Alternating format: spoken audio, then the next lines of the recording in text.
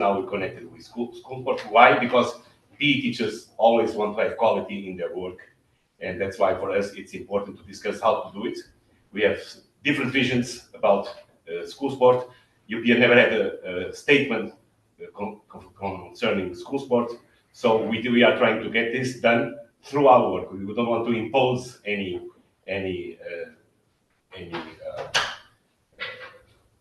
how can I say, any rules. We want that this is discussed and shared so that we can get to a final conclusion regarding this work.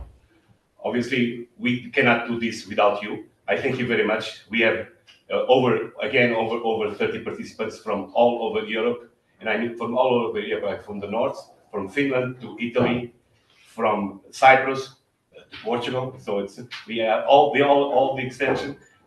Cyprus, sorry, from Palestine. Welcome, a special welcome to you, our representative from Palestine. So from Palestine to Portugal. So we have a wide geographical area. So for us, it's very important to have all these visions and to try to combine it in one declaration. I don't have any more words. I want to thank obviously the Sport Institute here of Belgrade, which was our partner here for these excellent conditions that we have here for doing this with the help of obviously of Tamas, our connecting guy, but also with HSF. I think the program that you proposed to us, whether it's here, whether the social one, which also is important for in these kinds of events, and the quality of them, make us also feel good and to be more inspired in finding the best solutions. My General Secretary, please. And for as a small gift, obviously, you know, I'm from Portugal. I'm from Porto, the best city in the world, and obviously that is the best wine in the world. So the Porto wine. So I have a special wine bottle for our Vice Director. Thank you very much for receiving us. This is a great pleasure. And obviously, you know, there is no education without physical education. Yes. So thank you very much for receiving us. This is for you. Thank you very much. Let's make a photo. Photo? Official photographer? Thank you. Yeah.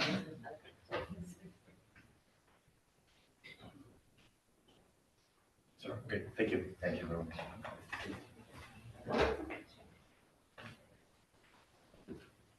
It's your turn now, because the order was, if I remember. Thank you, Mr. President, for your kind words. A very good morning to everyone. I hope you all arrived safely and slept well. First of all, let me also welcome you all in Budapest on behalf of Hungarian School Sport Federation as the host organization of this forum meeting. I also have the duty to forward apologies on behalf of our president, Mr. Gábor Balog, who is unfortunately not able to be present today, but of course, he also sent his best wishes and appreciation to all of you. Now I would like to say that we are proud and dedicated to host and organize this forum meeting of the European Physical Education Association. Yes, we are, because our federation has a long and strong professional relationship with EUPEA for more than a decade now. We have been working together in the European School Sport Day, most importantly, as project partners, but we have also accomplished several other international projects together in the field of school sport and physical activity. And what's more, we have a delegate sitting in the board of EUPEA in the person of my colleague, Tamás Csányi. So no question that we consider EUPEA as one of our main professional and strategical partner organizations. And after 2015, it's already the second time, and hopefully not even the last time, when we have a chance to host this forum meeting, which is, I think, a unique opportunity in every year, as Tamás said, in order to bring together the physical education professionals from all over Europe and try to connect them somehow in professional sessions to have a look at the latest trends, to exchange experiences and share best practices. And why is it so important? I think we all in this room have school sport in our minds, and physical education in particular, because we all know that what is going on in schools under the umbrella of physical education have a major impact on the health and fitness of the adult population as well. And it is without saying that we still have much to do in this regard, because what we have to face nowadays is a serious challenge, which is called inactivity crisis. And it's more than clear that both at the European level and on the national level, it is essential to increase the quality and the quantity of physical education in schools. And we in the Hungarian Federation also meet this challenge in our everyday work as well. Enough to mention the results and the trends of the fitness assessment test system called NetFit. I'm sure you have heard much about it from Tamás. It's operated by our federation in all Hungarian schools, and I can say that those results are still not satisfactory at all, unfortunately. And I'm sure that it's not a Hungarian specificity. I'm sure you must be familiar with the recommendation of the World Health Organization saying that school-age children should move intensely at least 60 minutes per day in order to safeguard their health. And you may also know the shocking statistics showing that in global average, only 20% of the kids actually meet this recommendation of 60 minutes moving daily, which is, may I say, a bit scaring. So maybe you agree that one of the solutions can be the improvement of competencies, the network relations, the knowledge exchange among PE and school sport professionals, because they are, and we together are the ones who have the potential and the duty to support the school sector in this challenge. So that's why I believe that national school sport federations like ours might have an important role within EUPEA also as institutional members, and that we can really bring added value in the field of school sport and PE. So having this in focus, we are dedicated to continue working strongly together with EUPEA for our common goals. Most importantly, European School Sport Day, where we still rely on you. We count on the contribution and the support of the EUPEA network by organizing local events and also supporting national coordinators. As you, Mr. President, told us yesterday, you said something like that we are much more powerful together than alone. And you were damn right. I couldn't agree more. So I hope that this meeting will also help to strengthen our relationships among the relevant stakeholders and also support the collaboration and stimulate further the innovation at the European level. So we have done our best to facilitate this meeting with all the conditions to make this event a really successful conference. And here I would like to thank very much to the Hungarian University of Sports Science for the possibility to be here, because I think it is indeed a perfect place to be. I hope you agree. And I really hope that the agenda, the presentations and discussions of this couple of days will really add a valuable input for your everyday work in your countries. That's what I wish to all of you, and I wish you all a fruitful and inspiring forum meeting. Let's have a good time today and for tomorrow, and I hope you'll have the chance to explore our city a little bit and also to enjoy your free time if you will have any. I think that's enough for kickoff, so let's start the day. Thank you for the attention, and thank you for having me here today. I'm looking for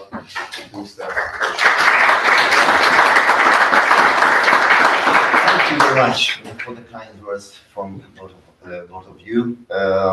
It's a great pleasure and honor for us to behold this great event in our university. Among these walls, I think this is the best place in Hungary where the sports sciences and it includes the PE teachers, training programs, recreation, dietary, everything what concerning to or related with sports. And let me introduce just a few facts and figures. My university, we took a long journey about choosing the names that created the final version. And in 1925, that was the established time point. We were just the Hungarian Royal Physical College of Physical Education. And as the time passed, we always keep this strong message from the name, what shows that the first focus and the main focus are programs are on the PE teachers training programs. Now we have Hungarian University of Sports Sciences, but of course it's covered the PE also, and from the almost 3,500 students, about 1,000 is is a PE. They are involved in the PE students program. So I can say that we are not lose our goals to improve and make boost the Hungarian physical activities on the schools, primary school and secondary schools. And besides that, of course, the main focus also on the elite athletes and the preparation of the coaches and athletes all over the world, because we have Hungarian and international programs as well. And we are very proud of our achievements. Of course, we could, because the last Olympic Games we have one gold medal, two silver medal, two bronze medals, and we have on the Paralympics two quite success. And these are our students achieved and our faculty, because the most of our teachers are play a great role in the Hungarian or the international sport life. So finally, this is the best place, if I may say so. But it was your words too. So we are ready to look forward for the more cooperations and collaborations. Of course, you can count on us. And I wish you very good days more, and good cooperations, good speeches, good presentations, because it's a very important things, and this university can feel the seriousness of this event. Thank you very much.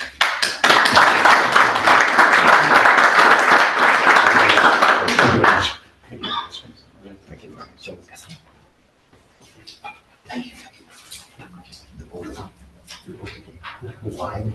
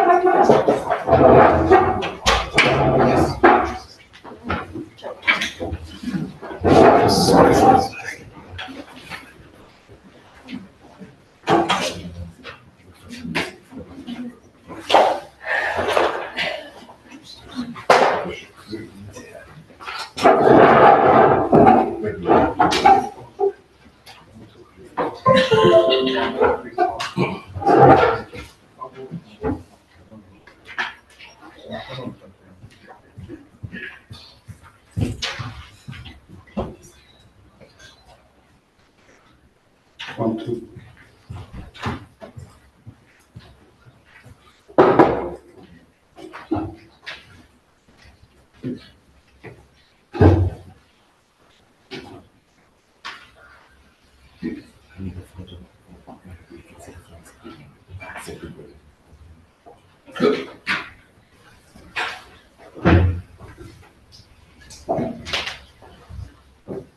Okay. Good morning, everyone. Bruno, please join to me. Yeah. Okay. Good morning, everyone. So I am the Vice President of EUPEA, and we are very happy to open this session today, because the school sport is very important for the PE teacher. It's very important because for our organization, we defend the idea the school sports have to be organized by the PE teacher. But anyway, it's important for different things. It's important because all starts in school. And school sports and physical education is one of the places where you start to develop the sport activity. Develop the sport activity in your country to become the champion, perhaps in the future.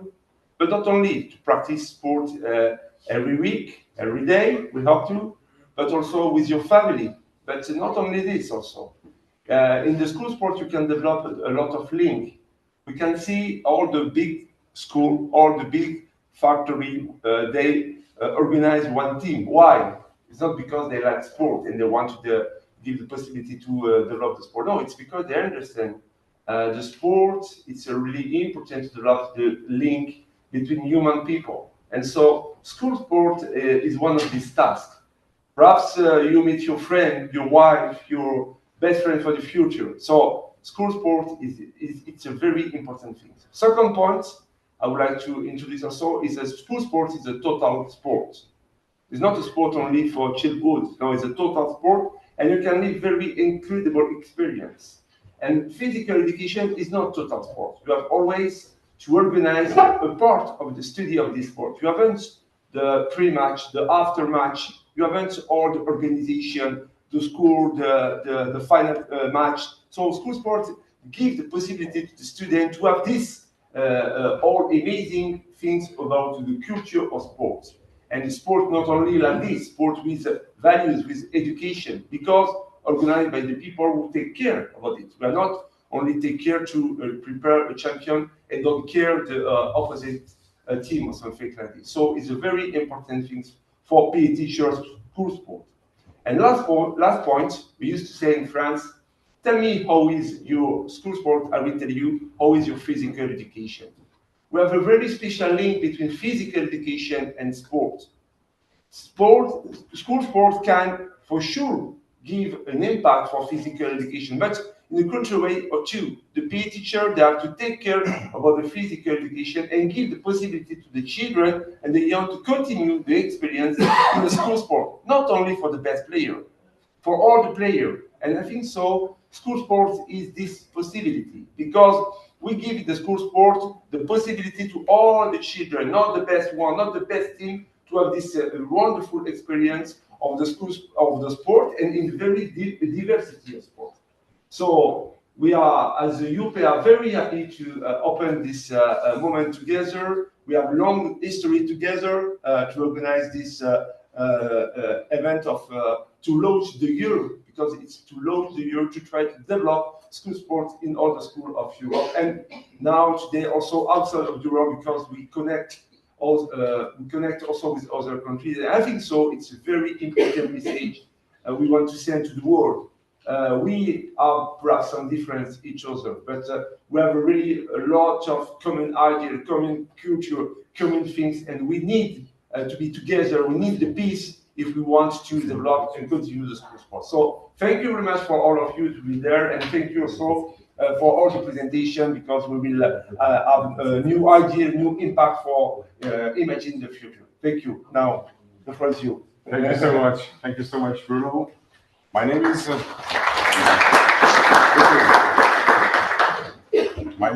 Marco Antonio. I work for the Hungarian School Sport Federation. My main project is the European School Sport Day project. But before I start my presentation, as part of the organization committee, I would like to ask you, if you didn't sign that attendance sheet, please sign it in the coffee break. And if you don't have a lunch break, lunch voucher for today, and you are staying for lunch, please ask my colleagues this voucher. So let's, I hope you can hear me in the back side of the room. I will talk to you about ESSD, about you were asked from EUPEA, and I would like to thank you to be here and to have the opportunity to disseminate this project for you. I think it will be really interesting for you. Many of you are working and you know a lot of information about ESSD, and also in the audience there are a lot of national coordinators of ESSD, and thank you so much for coming for Budapest, or coming to the ESSD National Coordinator Seminar, and also for the EUPEA Forum meeting. So what is European School Sport Day? It's a major sporting event in Europe. It's the largest event of the European Week of Sport. We consider it, and we are strongly, it's very important to know that school sport event, and it's also, we are a part of a bigger campaign of the European Commission. It's called the European Week of Sport. ESSD is organized in about 40 countries. I will give you some details a little bit later about last year's results. And we reach more than 10,000 schools and 3 million children in every year.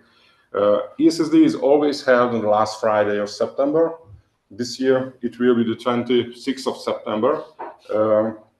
And we are promoting the Be Active message. It's all about physical activity to try to activate children. In an ESSD event, any kind of physical activity is more than welcome. It's not just a running event, it could be running, ball sports, anything, a festival, a sports festival, or you can have some dance contest in your school. And it's really important that it's mostly a school-based event. ESSD events are held at the school level. We also have some flagship events to gain more visibility for the project and for more visibility for ESSD. But our main goal is to have schools and ask PE teachers to organize ESSD in their schools. It's quite simple. We have 25 minutes of 102 hours, 120 minutes of physical activity is required in ESSD. And we have always have yearly focus topic toolkits. This year we have we are working with the sport clubs this year. ESSD is also promoting sport and also social values as well. Social values could be important societal questions like environment protection, we had a Going Green toolkit, and so on, and inclusivity. And okay, just a second. Okay, and ESSD is based on the national coordinators network in Europe and beyond. We have 28 national coordinators.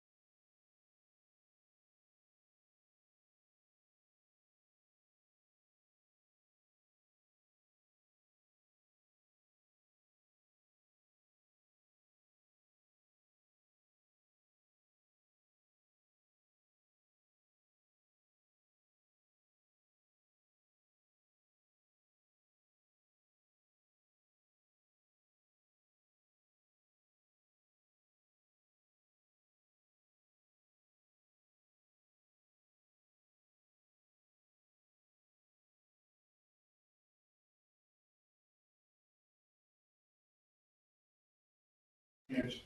Okay. No. Okay. Sorry You for see? the No, technical issues. No, it's not. Now it's, Now it's there's working. sound online. Yes. Okay. Every year we are producing or generating a general toolkit. It's a basic document of the project and also the event. It's about how to organize an ESSD. It's targeted to school teachers. So if you, it's a maybe 20 pages document with a lot of photos, and that's right. So you do not have to read too much, but it's a comprehensive guide how to organize an ESSD event.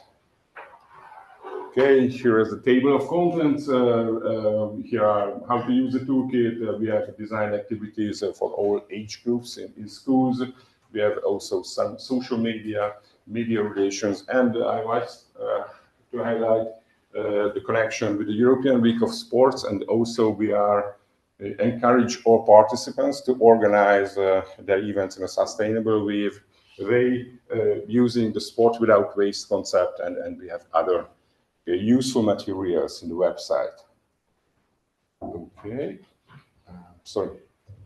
Okay, so in this document you can find the answers for the main questions: who, what, when, why, and how can organize an ESSD. So this is the best and the first document you have to read if you want to read or implement an ESSD event.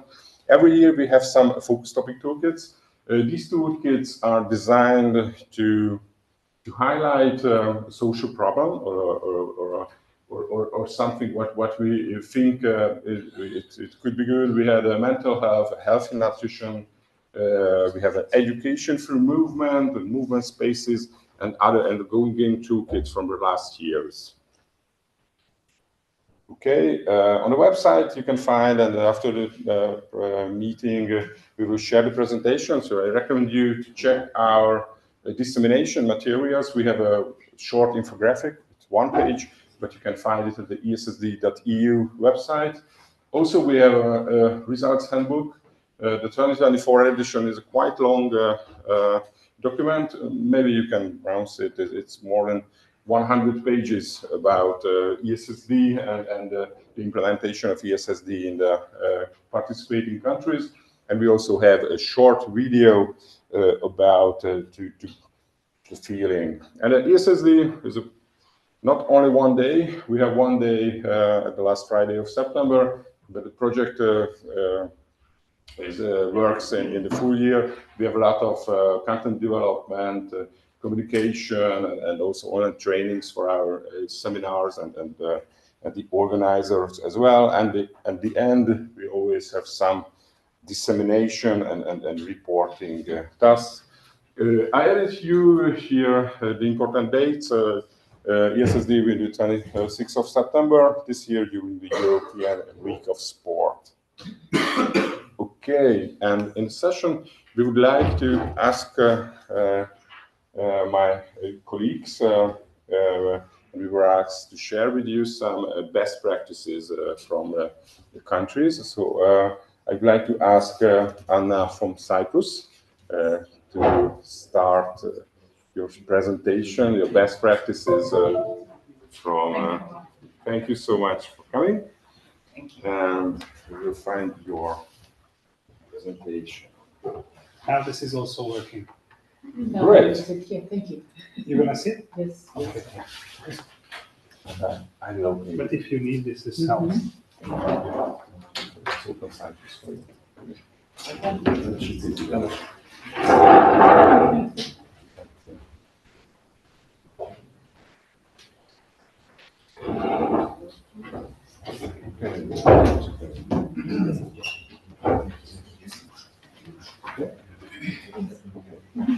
Thank you.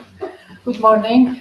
My name is Anna Poiriazi. I am the ESSD National Coordinator in Cyprus, and I represent the Ministry of Education, Sport and Youth.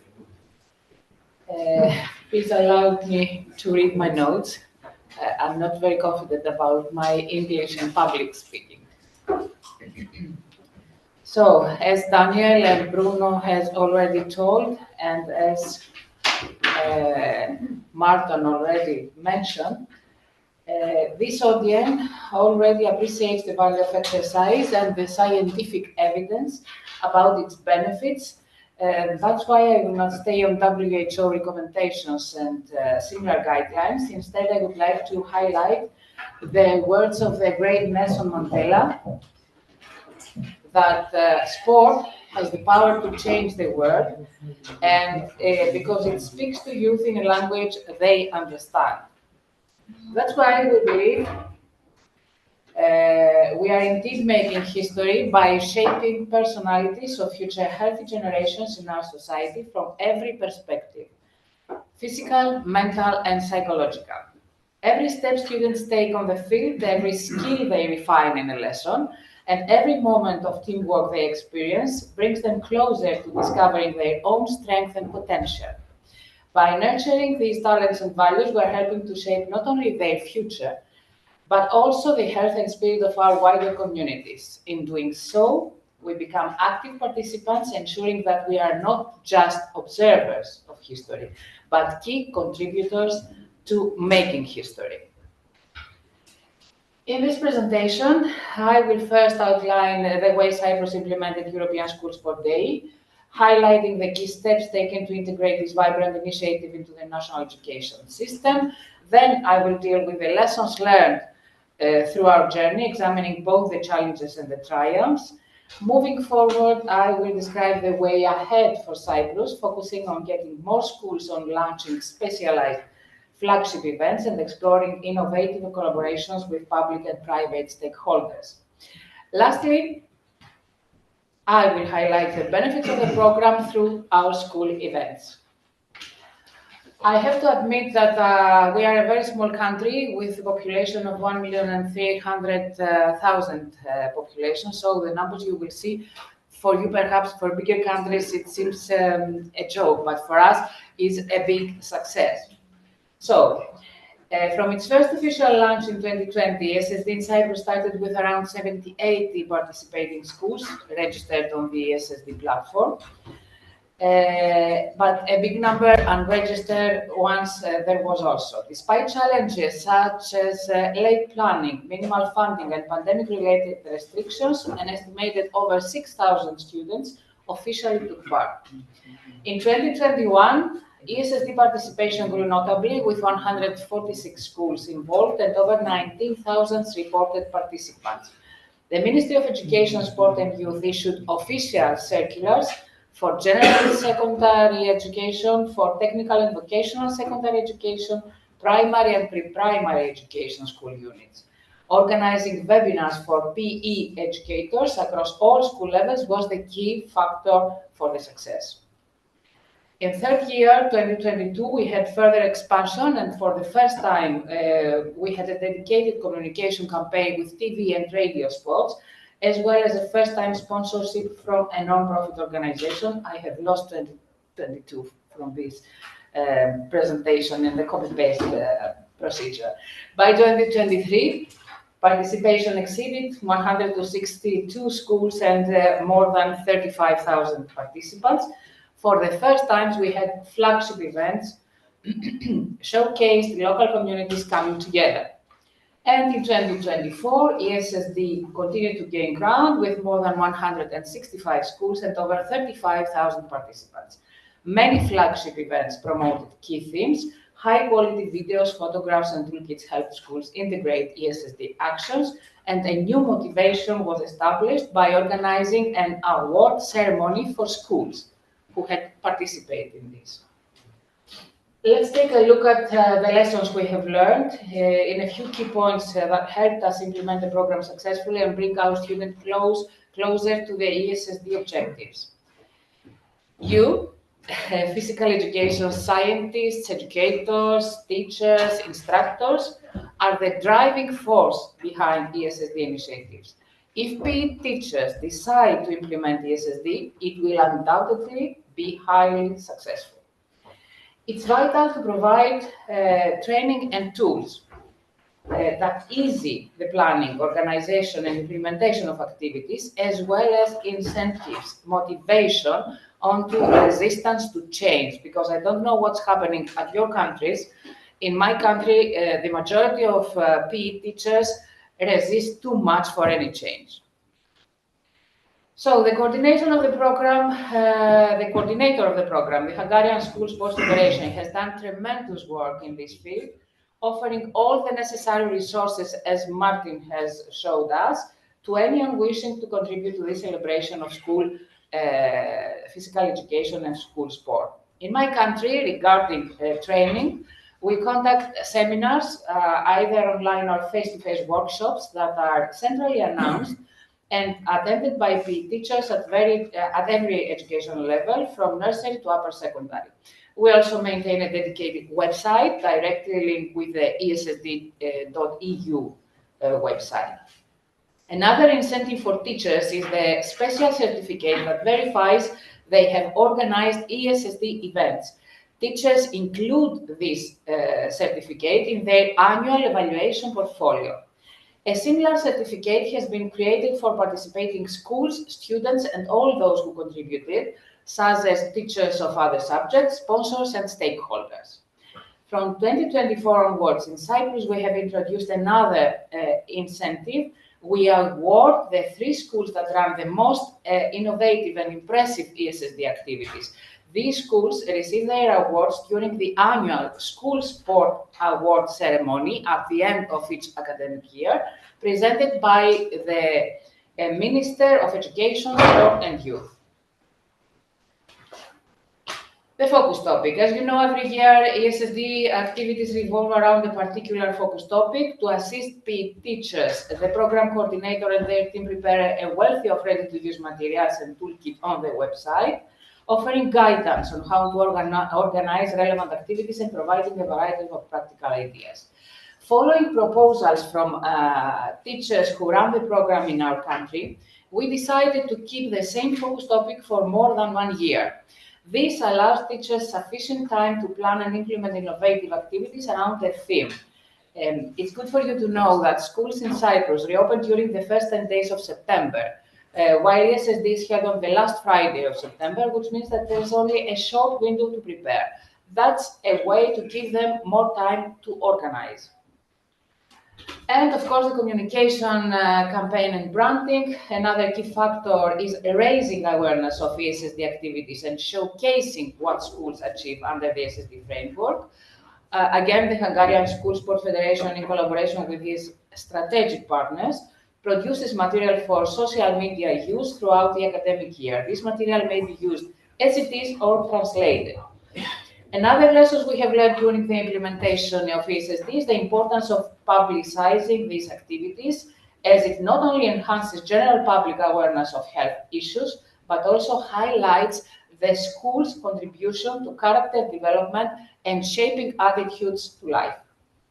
Consequently, a lot of schools do publish their initiatives via social media, press releases, school websites, local and national media, or by involving celebrities, sporting personalities, and so on.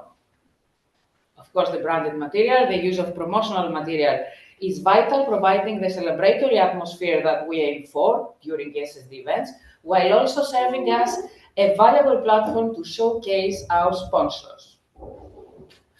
And of course, attracting sponsors for ESSD requires presenting a clear value proposition by showcasing how events are celebrated on social media, traditional media outlets, and official ministry platforms. Sponsors can see the direct benefits of partnering with a high-profile, community-focused program. Branded materials also provide strong visibility for sponsors, demonstrating their commitment to youth development and healthy lifestyle. Our main sponsor for the last 3 years is Cyprus Football Association. The sponsorship is linked with UEFA sustainability campaign and focus topic going green in sport. CFA is offering awards to schools that organize green and inclusive events, and the prizes are football balls, sports equipment, and big recycle bins for the school. So our way forward, assuring quality, implementing ESSD. Let's take a very quick look at our 5-step approach in a custom circle flow diagram. The first step in our way forward, of course, is research and planning, beginning with understanding of the ESSD framework and its core principles. We assess national readiness by evaluating the extent of institutional support, available funding, and the current infrastructure for physical education activities, and we set clear objectives based on these findings, objectives that reflect both the general goals of ESSD and the specific needs of local stakeholders. The second step is, in our plan is building partnerships, ensuring the impact of ESSD initiatives. First, we engage key stakeholders, including educational authorities, community organizations, and sport clubs, to establish a unified network committed to promoting active lifestyles in schools. We then seek endorsement and funding from government bodies, private sponsors, and relevant NGOs, highlighting the program's benefits to student well-being and community health. Finally, we form a national coordination team of experts, educators, and strategic partners. Localization is the third step on way on. To begin with, we adapt existing materials, ensuring they reflect local cultural context, language, and educational needs. We then develop a national campaign using multiple communication channels to build excitement, foster a sense of unity, and highlight the program's core value. Lastly, we set a registration process that encourages schools to register and later on report their activities. The fourth step centers on implementing activities in schools. Of course, we know how. We train teachers and coordinators. We have just told a lot of things, giving them knowledge and skills needed to organize engaging, inclusive events. We also support schools by providing resources, practical toolkits, and ongoing mentorship. And finally, we celebrate the day in a spirit of togetherness, where students, teachers, parents, and local communities come together to recognize and reinforce the value of physical education for well-being and teamwork. And the final step is monitoring, evaluating, and achieving continuous growth. First, we collect feedback and data from students, teachers, and stakeholders, gathering both quantitative data and qualitative insights, including levels of satisfaction and engagement. Next, we evaluate the impact by analyzing these findings. And finally, we plan the following year, incorporating lessons learned and highlighting any emerging best practices.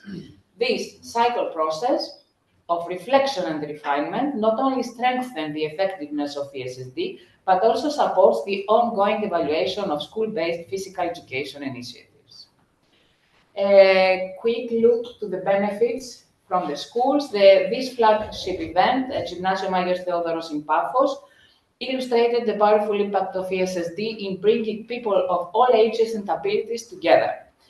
Grandmothers and aunties, together, working together with secondary education students, together with kids with special needs, and VIP volleyball players from Cyprus' first league leading team, Pafiakos, demonstrated that sport can be a unifying force for joy, well-being, community cohesion.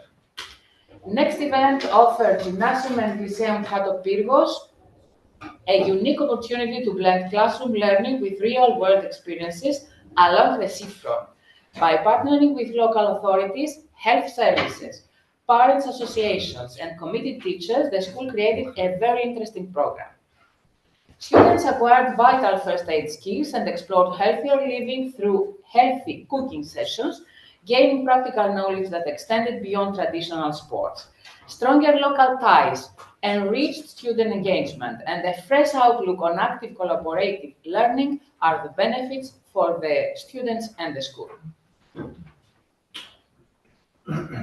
Okay. This is Gymnasium Vergina Larnaca. In this action, a variety of sports activities, functional training sessions, and dance events took place to motivate students, enhance physical fitness, and promote both fun, cultural, and environmental awareness. To reinforce environmental awareness, students and physical education teachers ventured to the beach for sports in a specially created sea park, as you can see over there, while also cleaning the beach. Self-confidence, cooperation, and respect for the environment were emphasized, ensuring everyone enjoyed an active educational and engaging experience.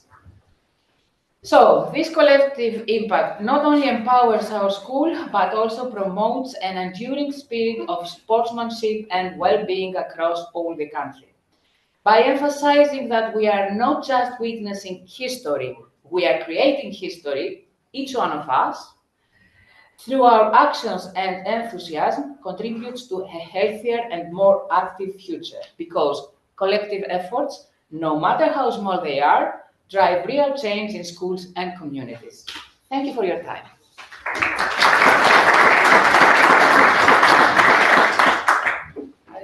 Thank you very much, Anna. Thank you so much. Let's continue our journey in Europe. Please, let's go to Italy now.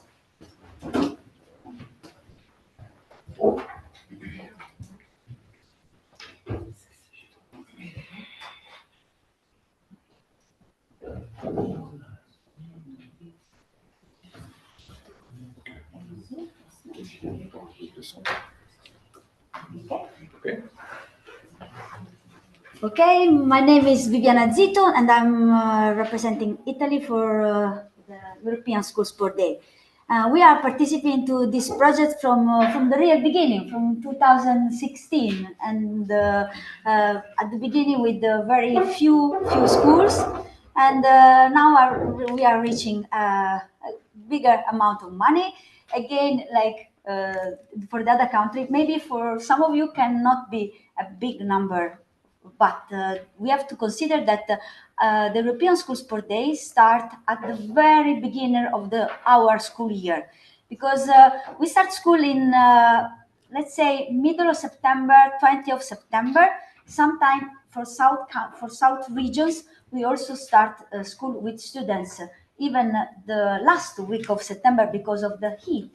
And so to organize the European School Sport Day in this precise time is quite challenged for many school reference. So we have to, with the years, we are trying to organize this the year before, but still we need sometimes to organize everything, because teachers needs to know the students to organize something. So anyway, this year the number of participants was 126 schools. Actually, we have much more school registered. Sometimes they have some difficulties with the final report, but the total number we got this year, it was 20,000, and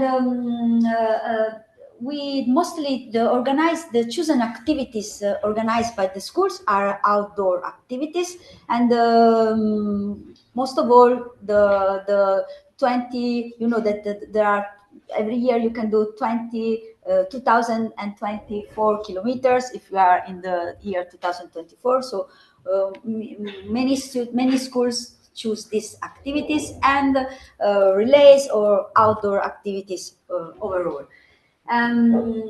This year we to help teachers with the registration and with the report, the final report, we organized some tutorials and some webinars, explain everybody how to do it, and this was very well welcome, because even if the registration and the reporting is very simple, but still there are some teachers that needs a guide steps to steps.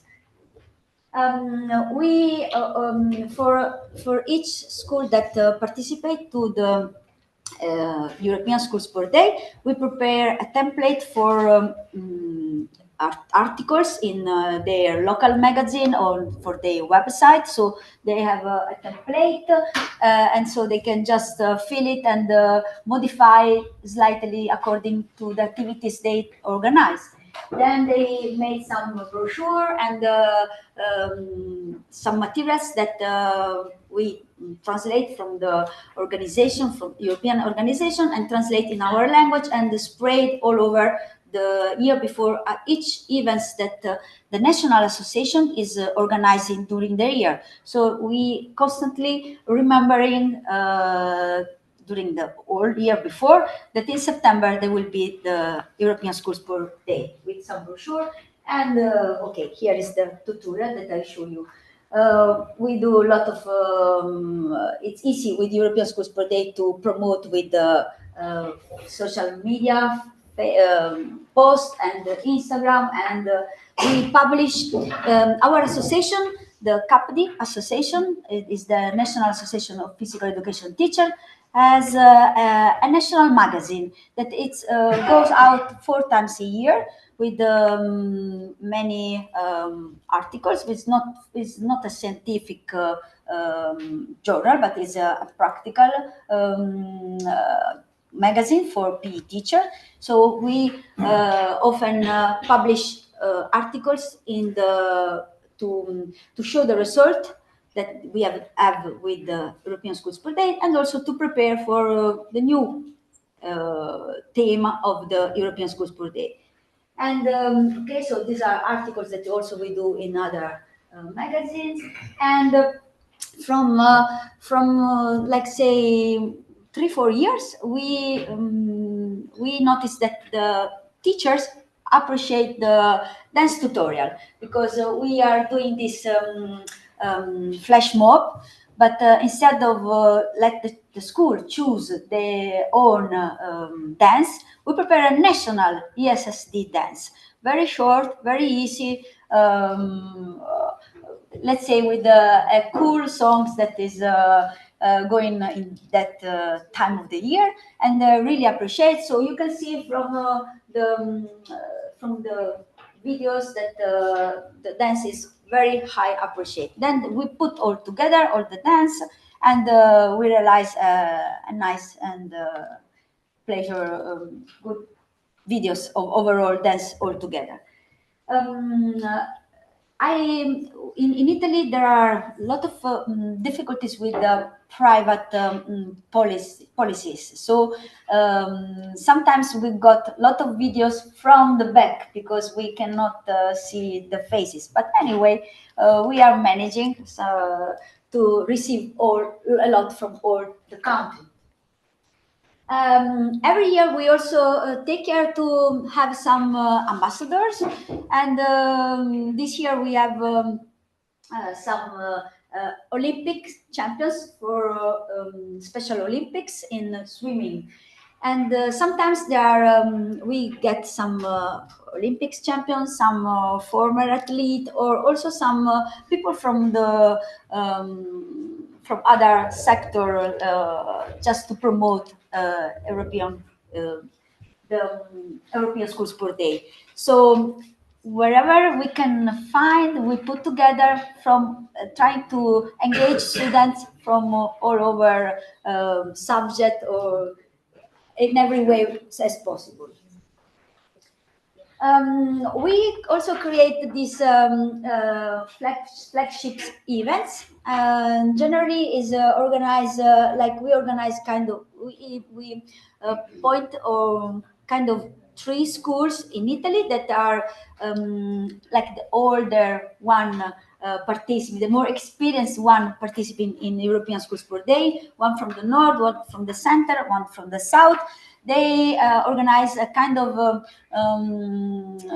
like a show, like in Olympic Games, like they let all the classroom show with the European flag, and then they do this kind of ceremony and organize some activities outdoor, inviting also some politicians to be present at this national flagships events. And in Italy, we have also have some school that has some difficulty with the sports facilities. So we have to think also about, something about schools that they do some kind of activities that they can do in classroom. So we plan some like body percussion activities for them, some coordination and balance, some activities that you can do in classroom. And here you can see they are copying the dance, or we are trying to give as much as possible some suggestion what to do in classroom. The toolkit that the ESSD provide is also very, very useful and very well appreciated from all the teachers. and this helps a lot. Of course, we as a national association, we calibrate a little bit, adapting some exercise, some proposals that knowing what they can do in class, or how much, for example, is possible to do in Italy. Next year we are thinking to, because when there is the final report, we point out that the school reference to testify that they have done their ESD event, they should give us the good picture, good photos, good videos, high quality photos. So to help them to do this, we this year we will manage to give them a kind of national, that kind of this flag, in order that they will be facilitated with taking picture from far, from the back, but having the logo of ESD. So this, we hope that will help also a lot the school referent to participate. And this year, thinking also to the theme of the next year, that is sports schools, we will try to involve more the sport association who are working with the schools, because from 2016 until now, the average school that participate were more the lower and secondary high schools, from 2006 until now. But recently, we finally managed to go and be known also by the primary generalist teachers. So with the that are working with kids. So lately, this 2-3 years, we were focusing more on this primary school teacher to participate on European School Sport Day. Now that this is going better and better, from this year we will try to involve more the sport association who are working with schools. And thank you very much for the listening.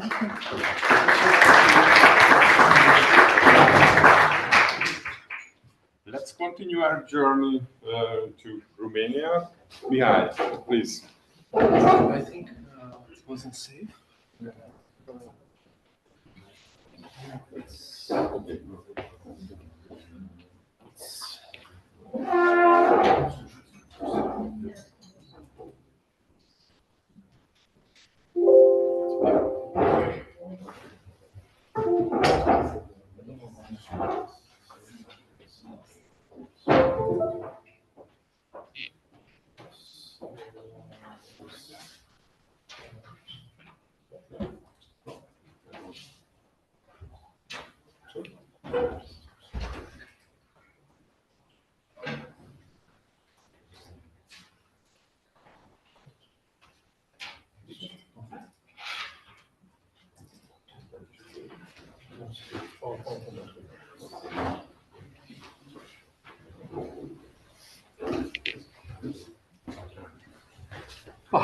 Hello. Dear colleagues, my name is Mihai Lokovic. I'm coming from Romania. I'm a PE teacher from already 27 years in the same institution, a sport high school in Suceava, that is based in north of Romania. We are on the border with Ukraine, and now we have this fear of the war. It's too close to us. Also, I'm working from 2005 as a sport advisor for the government, for the Ministry of Sport and Youth, but for the regional department. I am also, as a volunteer, the president of Association Sport for All. It's an NGO of PE teachers and coaches from the region. I was more than 13 years vice president of the National Federation Sport for All, and be active ambassador for Romania for 2 years. I think it was the highest honor for me to be the ambassador of my country to be active European Week of Sport. Starting from February, I'm a member of the National Commission of Sport role in National Olympic Committee. So that's for shortly my career, professional career, and because I'm for the first time in front of you, I want to present myself. So related to European School Sport Day, we are part of this huge event from the very beginning. From 10 years already, and we gain experience during the time. Being just an NGO who represents PE teachers, we are connected also to the regional departments of education, but also to the National Federation of School Sport Activities. We consider that this year, the last year that we already report, 2024, it was a normal year for the activities. We had around 700 schools participated in all over the country. As a percentage, it was around 13% of the number of all the schools from Romania, and around 86,000 participants in total. That means teachers, volunteers, and students, starting from kindergarten to high schools. Under the project, because it's a wide project, each country has a supervisor. We are under supervision of ISCA Denmark. Related to the statistics, you know, the social media is very important. The image send it to the public by website. We had 71 schools who present the project on the website. Also online or print materials, that means newspapers, 41. And this year we get, let's say, lucky that 4 TVs were interested about our events. That means TVs in general on the regional level. Why? Because usually they take money for having this promotion on the project and say, yeah, you have money from the European Union and you must pay for the promotion. Because also they are private and they work on this. So we had 3 media reports on radio, and of course a lot of social media activities and posts officially that we can check. We had also flagship events, 2 big flagship events into schools in different regions, and of course we present different type of branding materials. And it was yesterday a discussion with my colleague Andreu from Spain about the sustainability of having these banners, t-shirts. They're important or not, they create at the end the waste. This is the final thing of the product, they create the waste. But for the first steps of the project, they are really good as a promotion. We must think about this and putting in balance.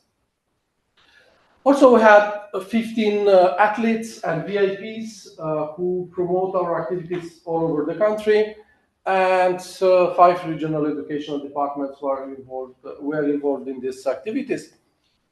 Coming back on the athletes, we have on the photo we have an Olympic champion from Paris, from rowing.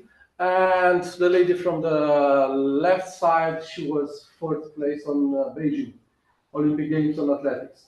So they were especially athletes from the Olympics, from the Paris Olympic Games. The kids were very enthusiastic to have them in the classroom. You will see, I have a short video, and you will see also there in the video. So for us, it's a journey that we do every year, starting from 10 years ago. What we discovered that communities start to invest a lot of money in sport facilities in their schools because they realize that kids must have a safety environment to do sport activities.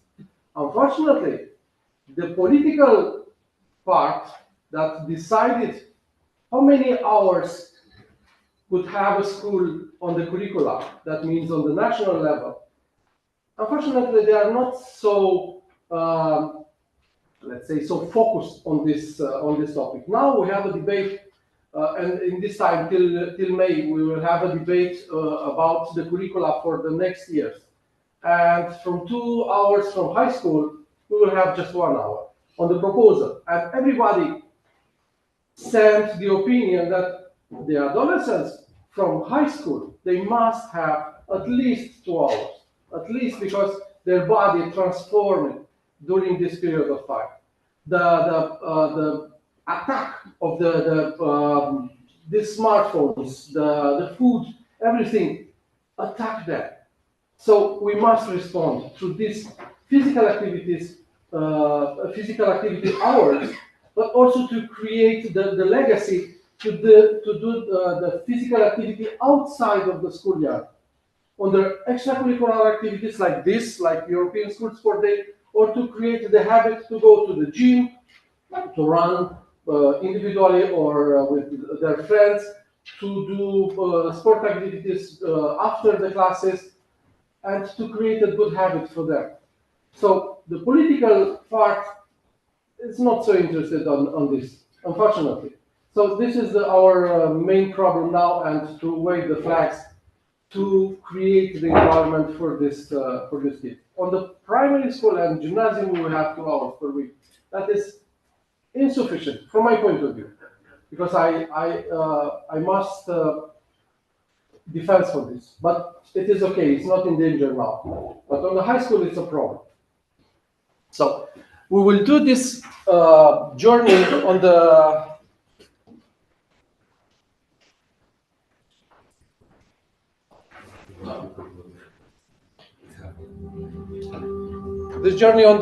physical activities on Romania, and we select some photos from our events from the last year.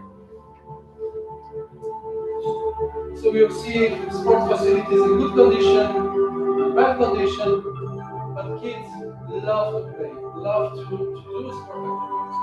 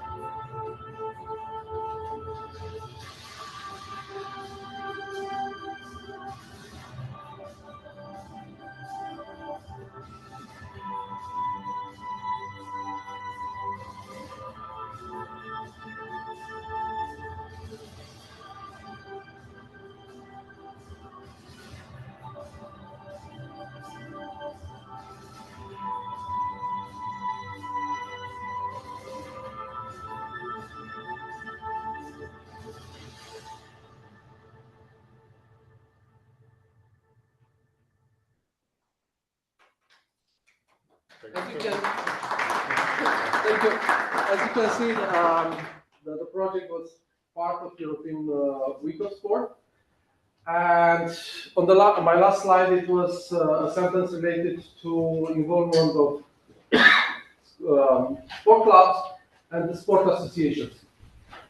It's mandatory in Romania each school to have a sport association that is under umbrella of Ministry of Sport and Ministry of Education. It's a mix of owners, but they must organize events during this umbrella of sport association. So connected to the topic for the next year, we are on the good way. And also in many schools, private sport clubs have sport activities with kids from their school, that school, and in this way they could be connected to the sport facilities of the schools. So they must provide services for that school to have the access if they do not have their own sport facility. So I think we are for this year we are on a good path. Thank you very much for your attention. Good luck. Thank you very much, John. Andrew, yes, that's yours. Let's move to Spain for a little bit. And Andrew, please be very briefly, because we have two other presenters in this session, and we have on the agenda 10 minutes. So, No problem. okay, thank you so much. But we started a little bit later.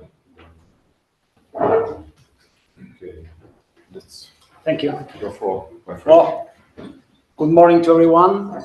My name is Andreu. I'm coming from Spain, from an NGO called Deporte para la Educación y la Salud, Sport for Education and Health.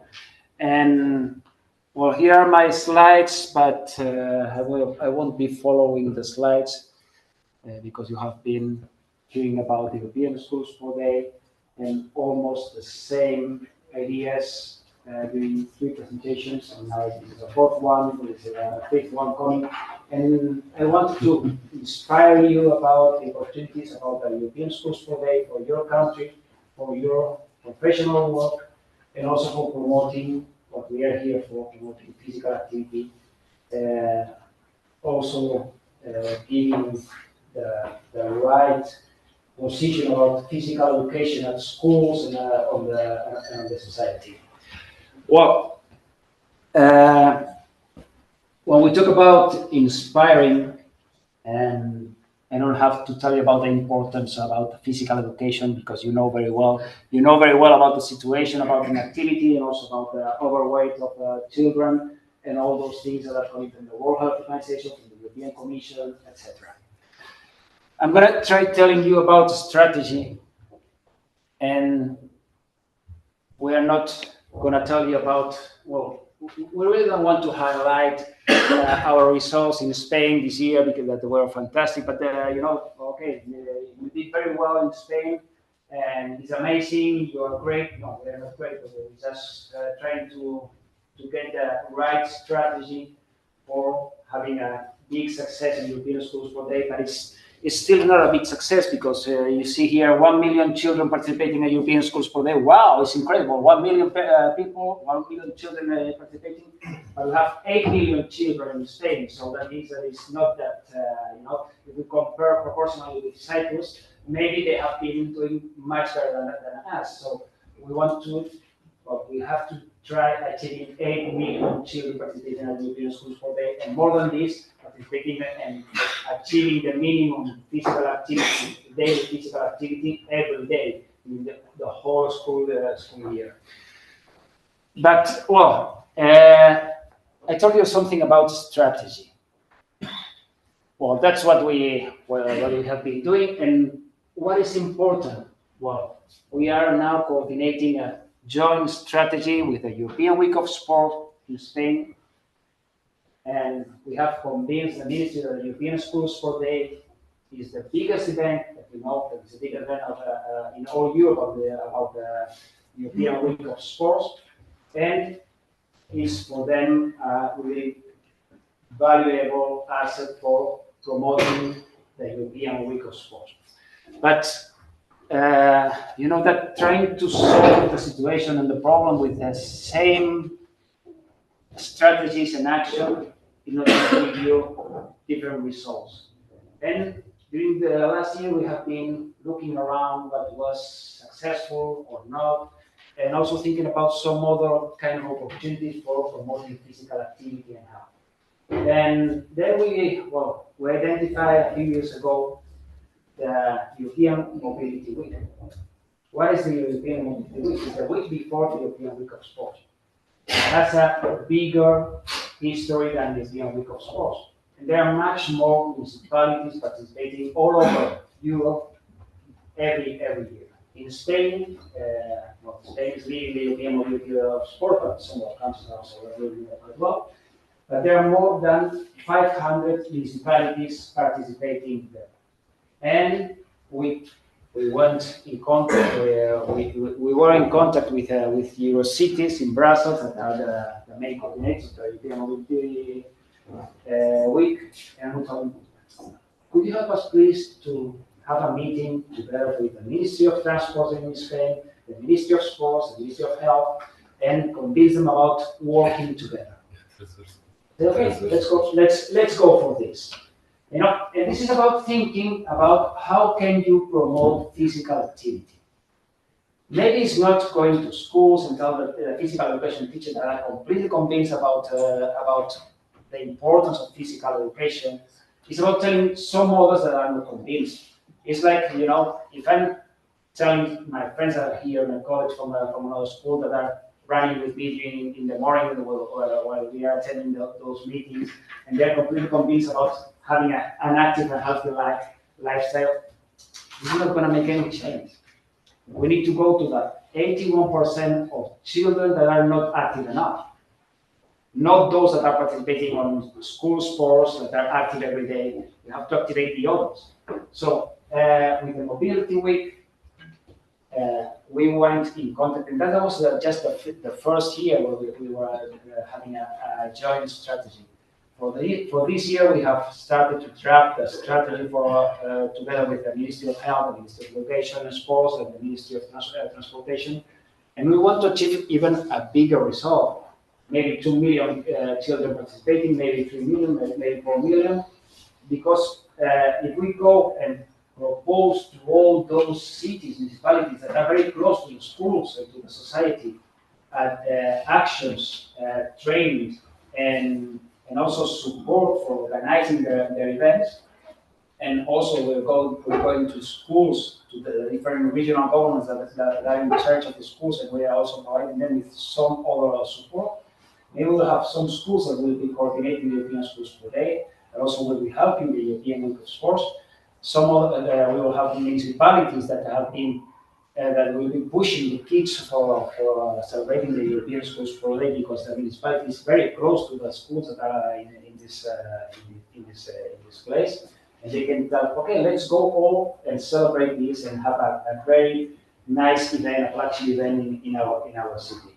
And that's what we are doing in this moment in Spain. And I'm telling you this because you can go also in your country to the different municipalities that are registered in this moment. They are already registering for the European Mobility Week.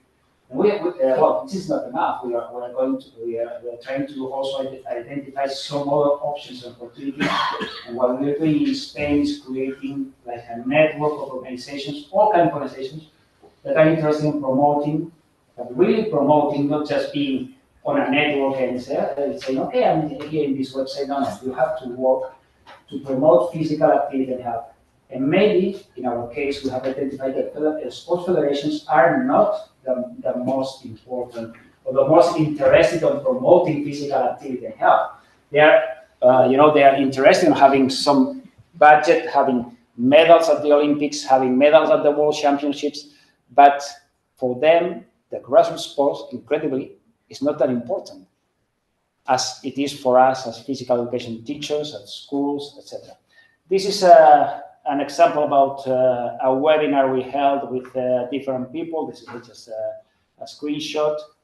Those are, about pictures about what happened. And this is the slide, the only slide I wanted to show you. This is a slide where the Ministry of Education, Professional Training and Sports is declaring that we also said to work closely with those in charge of the European School Sport Day, which takes place on Friday within this European Week of Sports and the European Mobility Week, which takes place just the week before the European Week of Sports. That means that they are declaring, they have been sending this to the media and to some other places, and now they are convinced to work together and be coordinating all. We are taking in charge all the work to be done to coordinate all of them, and we are receiving no money from them. But we are very interested on having them close to us and telling the whole society that this is very important to promote physical activity, health, and also the European School Sport Day. We were at the final gala of the European Week of Sport in Spain. We were recognized, and well, we don't mind about the recognition, but what we wanted and what we are very interested on, and this is also something that you can count on us of having this. For example, if you have to deal with your government or whatever you want, and you need a letter about support, and from the Ministry of Sports in Spain telling your ministry about how important it is to join European School Sport Day or some other actions you have in mind with them, we can have this support, because now they are coming with us to different meetings, travels, etc., because they believe in how important it is trying to coordinate with other ministries. And please just tell us, and we will be very pleased to provide you with maybe with some letters. Well, this is about the SWOT we always do every year about the cooperation for High Council of Sports, European League of Sports, the European Sports Sport Day as a celebration day. Week points we have about the registration, the direct contact with the schools.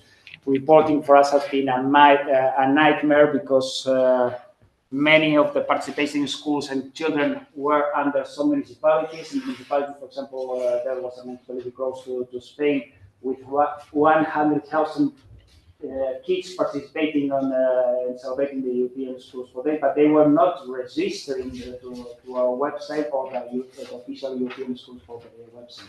So we have to be after the European Schools Sport Day, calling, sending emails, and counting, and maybe the most of the energy for this year was about reporting and getting all the information from the different places. But well, it's worthwhile when you see that you have a really big success and you can tell some other ideas to an audience like you. And well, this is we also translated all the resources we could into Spanish. We also were working with the American Week of Sports, promoting the European School Sport Day in Latin America, and that's all. So I think I managed. Thank you so much, and you. Thank you very much.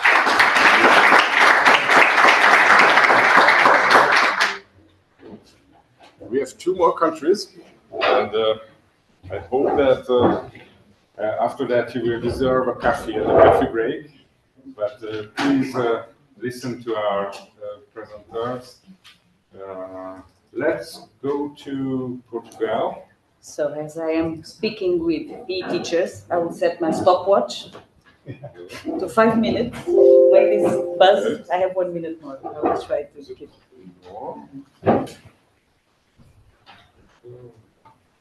Exactly. I can assure you it doesn't have to.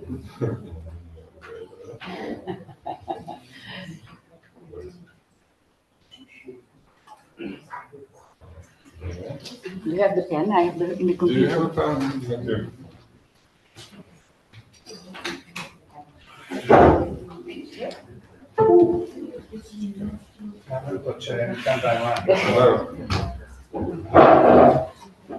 Just to see wake them up a little. Little housekeeping until the technical issues are ready. So we are a little bit after the program, but we will follow and get the time. So the washrooms in the reception, in the university reception, and there are 2 washrooms in the 2 sides of the reception, so you can use it. So in this corridor, there is no washroom. The washrooms are over there. So and we will have some, I would say,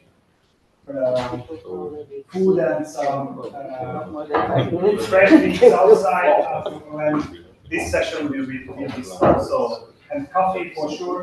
So keep your focus.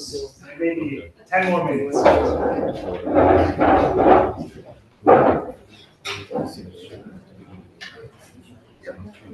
Okay, one more thing, that all of you have a little card for the lunch, as far as I know. Not yet? For the lunch, this stuff?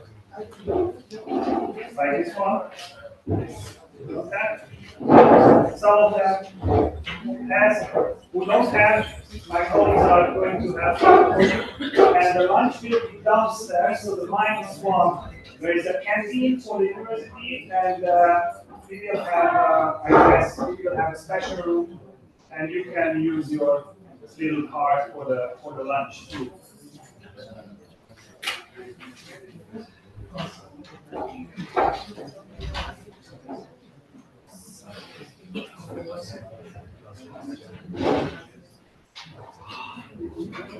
Yes. Well, can I change the slides?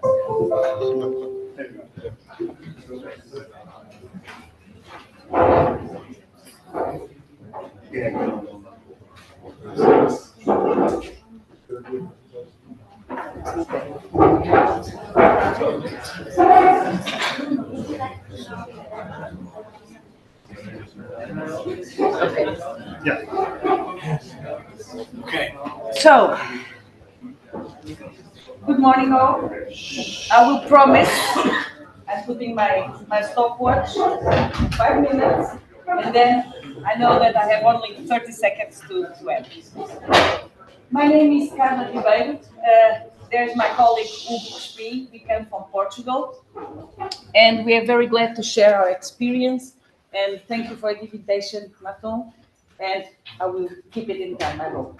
Just a brief situation about Portugal. I don't know if many people know, we have mainland Portugal and we have 2 autonomous regions, Açores and Madeira. If you don't know, you should visit. Very nice places to go. And this is relevant because, furthermore, you'll see how we organize the event of the ESFP. So, in Portugal, we can say that this event is very widespread in schools. We also have the same problem that Italy, Cyprus, also the schools start in September. But what we're trying to do is to put it already in the school plan the year before. And this is the merit of the PE teachers and the schools. And we'll try to explain how did we get here. Oh, sorry. So almost 70% of the schools already celebrate this day, which is a great joy for us. So this was better on my PC, but anyway. What happens, we are different from the rest of the presentations. We represent the Portuguese Institute of Sport and Youth. So we don't have direct connection to schools, but we are also the coordinators of the European Week of Sport. So for us, it's very easy, and we recommend it highly because we can, match and integrate all the planning and communication. And the European Week of Sport has a much bigger budget and much bigger, wider partnerships, so you can bring it to the European Sports School Day. So, as national coordination, we have in our institute the Sports for All division that we represent, but also a very strong structure on the field with our delegation. We have 5 in all countries. Then we have the governments of Madeira and Açores also involved in the organizing committee of the European Week of Sports. And when we start talking about EOS, of course, the first day that we book and the first event that we talk about is the SSD, because it has a marked day, so it's the first event on our calendar.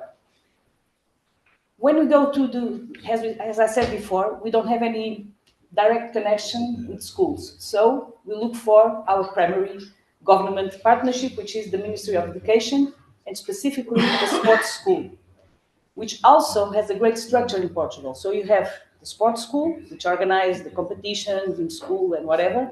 Then you have regional responsibles, and you have local, and you have school responsibles for sports school. So it's a very big network that is activated by the Ministry of Education, which is our main partner for this event. And as I said yesterday to some people, we want them to feel the event is from them, not from just our institution. And they take the event as them, so it's very useful. And that's also the trick for all events in the European Week of Sport, finding good partners and make them feel the owners of the event. Beside the Ministry of Education, we have Avelino as the president of the National Council of Physical Education. Teachers, which, if through the Ministry of Education we have direct connection to schools, then we have direct connection with PE teachers, with the National Confederation of Physical Education Teachers, that motivates them to participate in an event. It's a very valuable partnership. And also, that's why there are the two lines, all these partners also are involved in the European Week of Sports. And for us in Portugal, we have around 150 municipalities involved, which is more or less half our municipalities in the country, that have a full program for the week. And all of them, all of these 150, they all have event on European Sports School Day. And they work with sport clubs, with sports federations, and all this gives a lot of support when you get to schools and PE teachers. So when they want to have the idea of having the European Sports School Day, everyone is ready to help. It's in all the municipalities, all the clubs already know what is the event, so it's very easy, the communication. Whoa. Whoa. Okay, very straightforward. We start planning all this with the European Week of Sports calendar with the ASD. For us, it's very important, the flagship event, because we need to have visibility, we need to have our ambassadors, our politicians, whatever, and we start with the Ministry of Education. Okay, I have 1 minute to finish. We try to identify this event. Then we start sending to schools, and we start having the communication translations, whatever, the kit that we receive. And for us, it's very important, this first communication. I'll do it here. Because this communication is a letter that goes directly from the Ministry of Education for every school. So if this, with all the practical, this is a very sensible. And the value of our partnership with the Ministry of Education for us is to have this direct communication. It's very important, and we already have practical information, and we send it in May in order to plan for the next year. I'm doing gently. He doesn't like me. Okay.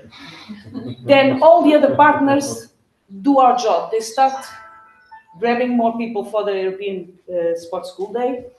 And around June, we do a webinar to all our partners in the EOS, where we put, once again, the European Sports School Day. And we start communicating with big media, because we have a strong investment in communication, all the European Week of Sports and the EOS. We remind the schools at the launching of the EOS, always lots of attention for the ESSD. I won't show it, but we have a big effort on showing, and we ask all the schools to give us images and videos, and we pay local media, local journals, local radios, because the local communication is very strong and more powerful for getting the message than the national means. And then we start bugging them with the report, but we have good response rates. I just want to say that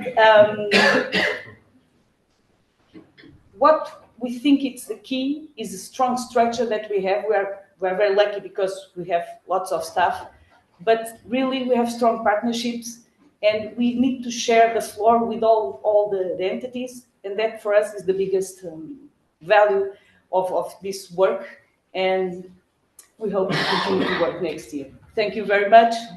And Thank you so much. I have some images that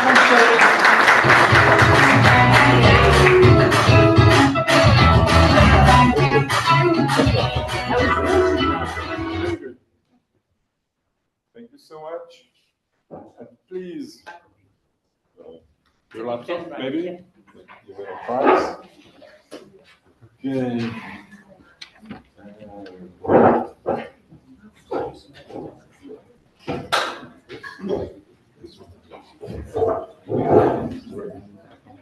Okay, thank you.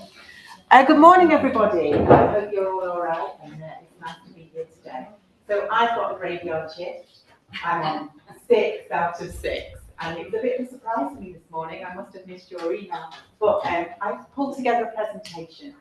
I represent a North West County Ski Association, and we're a very small organisation, but we've got a very big reach.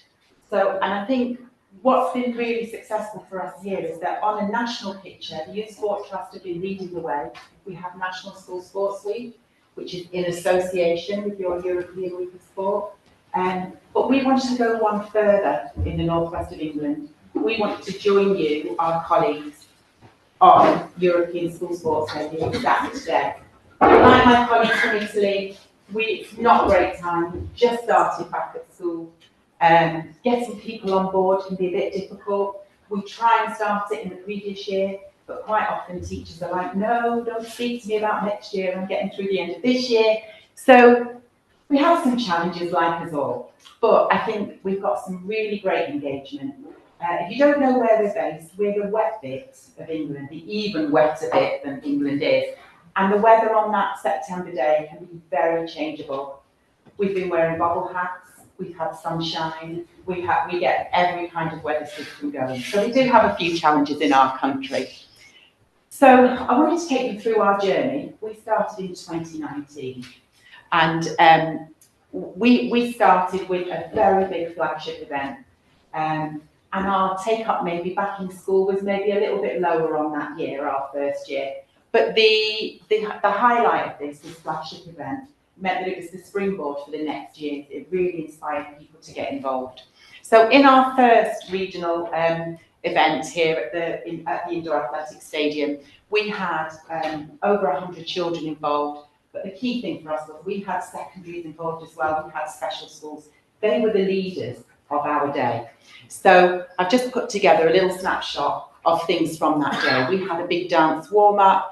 The children moved through the activities. We had an inclusive activity here that you can see, which is New Age Curling. It was really aimed at children with all sorts of needs and disabilities as well. Lots of fun was had on that day. Then in 2020, of course, we hit COVID. Many children had just come back to school. We were working in bubbles, and we weren't allowed to go into each other's bubbles, probably like yourself. And that year, everything was done on school site, and the children still really enjoyed it, but we couldn't run a flagship event where we were all together, which was disappointing for a lot of people. Moving into 2021, we started again more based on school sites, so not a flagship event as such, but on different sites. And here you can see we've got a little bit of blue sky there. I've been looking at all your photos from Romania and Spain with all that blue sky. We had some blue sky. That event was taking place in our Outdoor Pursuit Centre in the Lake District, and on that day we had some super weather. And then everybody else was running on school site, as you can see. Now, in 2022, we wanted to link with what was going on in the rest of the city. And that year had been designated the Year of Outdoor and Adventurous Activities. So we wanted to link with that. And across the Northwest, we were involved in conferences, and we were also involved in our Outdoor and Adventurous Activities flagship event day, which was fantastic. A cold day, bobble hats are on, as you can see, but a day of real fun and friendship. The children were on the water. We used Manchester's Outdoor Pursuit Centre that was based in the city to really inspire children. Where we work in Manchester, it's a very inner city area, very high levels of social deprivation. So for children to access activities such as kayaking and rafting and paddleboarding is impossible for them. On that day, we made it possible for them. And as you can see, huge appreciation. They absolutely had the best day. And we were hoping that that would inspire them into exploring out what else was out there. Many of our parks are mapped, so it's orienteering and it's all free of charge. So this is what we've been trying to do, make all the local facilities accessible for our young people. 2023 was designated the year of netball games. So we had a big focus on providing activities for the children involving squash and badminton and tennis. And what we did is we based this at the National Squash Centre, and children rotated around a huge number of activities. Again, we had those leaders that were inspiring us and leading the way. On that year, we were lucky enough to have 3 flagship events going on one day in the Northwest. We had one in Chester, run by Gareth at the university. We had one in Warrington, and we still have the one in Manchester as well. So that was probably our biggest successful year in terms of the flagship events and the way things ran. Then in 2024, we really wanted to target our less active children. So we know the children that are involved in sports outside of school, they get a rich diet of activities. We wanted to really target those children that are less active within school and maybe struggle to access anything outside the school day. And so we really focused on some less traditional sports that they may not have sampled before. And that was a really good approach for that year, because we managed to inspire. This is a new sport in our area called kinball. Has anyone heard of it? Yeah, you play it? We love kinball. It's new to our area, so the children were very excited to play kinball. And we also had circus skills. So we had lots of different things going on this year. And also, as an added bonus, we had the Team GB cycling squad, because we were at the velodrome at the National Cycling Centre, and at the same time, the Team GB were cycling around us as we were performing. So it was a hugely successful day. We do have a little film, but I think everybody's probably quite desperate for a coffee, and I don't know if we can get that up. So just really wanted to cover some of these key points of why we're so delighted to be involved in European School Sports Day on the day of European School Sports Day, rather than just in the association with brand, because we absolutely love working with you, our friends in Europe, to make sure that we are providing the best physical activity opportunities for our young people. We really feel that what the day has brought us is fun and friendship. It's lovely to feel connected to you. It's lovely to feel connected to the schools, and it's lovely for the schools to be connected to each other on that day. We've absolutely enjoyed linking with them the City Council's initiatives, their years of outdoor and adventurous activities, their year of netball, targeting those less active children, and really being part of the wider strategy that has brought a lot of success. We haven't found much good about COVID, but one thing that has been good about COVID is it's really developed the schools to bring ESSD onto their school site. So it's not just about the flagship event. What we found is our numbers are growing for the schools, but actually based on their own school site, which for us in 2019 was a bit of a challenge. So in terms of our journey, we would consider that a big success. We're averaging or getting around 10 to 15,000 students at the moment in participating in ESSD, and obviously we're hoping to continue that and grow that this year onwards. That doesn't include the national data from the Youth Sport Trust. That is just our regional data from the Northwest area, the little wet bit that I told you about at the very beginning. I think what is working for us is I am a teacher of 33 years. I've always taught in Manchester schools. I also am the lead for education and training for Manchester Physical Education, and that means I have access to the schools directly. So I'm not only talking the talk, I am walking the walk, and I think other teachers really appreciate that. I think our challenges, if I'm really honest with you, are around the digital communication. Not saying that I'm old or anything, but I need to engage the younger generation, I think, to inspire and make that communication and digital approach better for us. But I'd like to say thank you to Martin and to the team, because it's been a great for us to be involved, and thank you to my colleagues from the North West counties that are always hugely supportive. Thanks, everybody.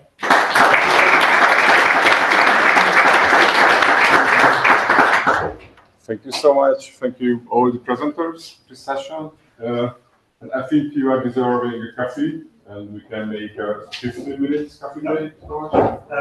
We agreed with Mr. President that 5 minutes. 11:15, strictly 11:15 is the end of the coffee break. So please help yourself and be on time. And we will follow on an important signature between the PIAPs, Professor Dario Novak, who is here, and between the European PE Association. So thank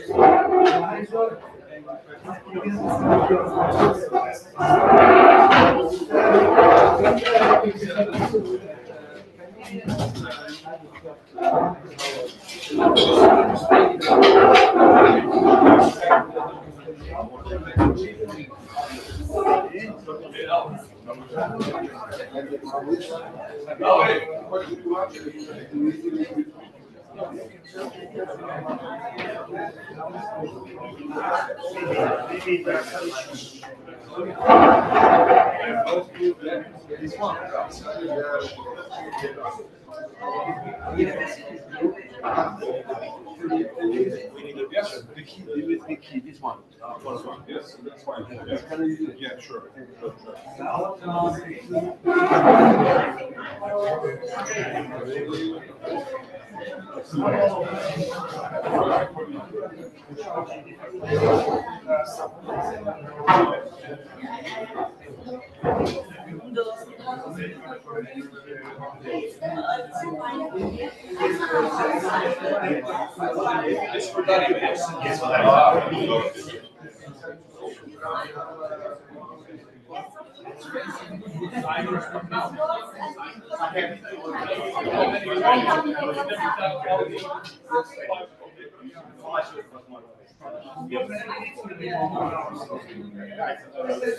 Maybe less. I will just.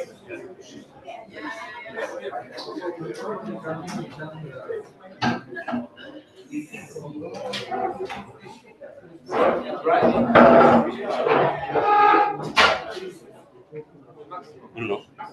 Sempre fora do símbolo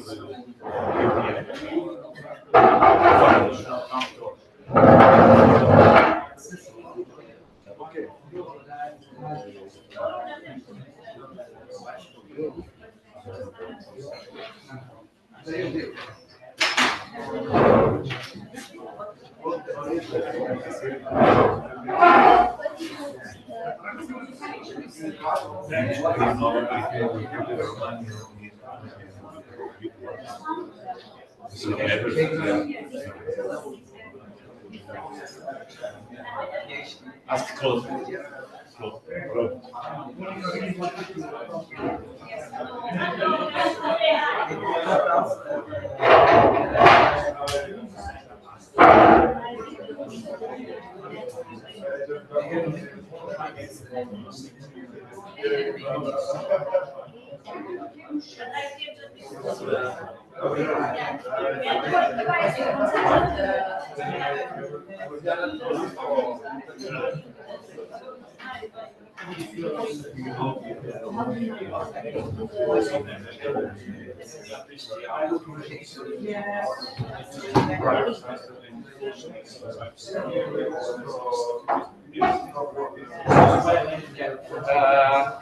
I will manage. You manage? After, yeah. So we start immediately with the signature. No, but after, not At now. 11:15, yeah. We have a lot of time.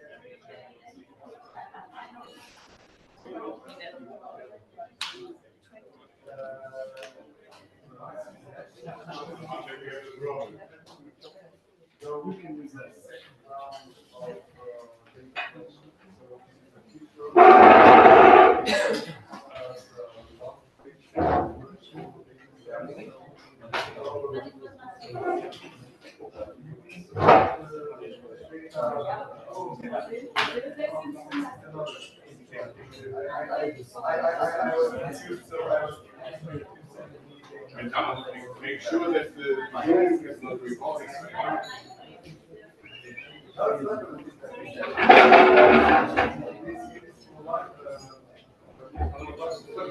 Make sure that you are deleting the system after. Yeah, it was, then it's completely. You heard that situation? For sure. Yeah?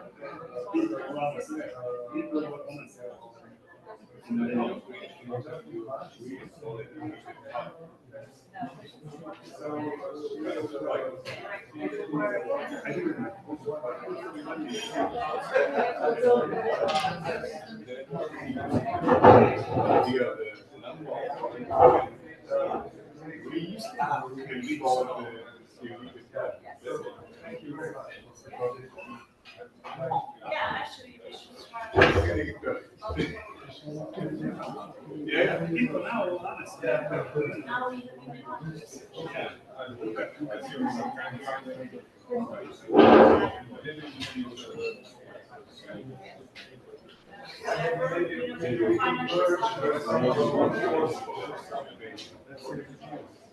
Yes, we have really key there.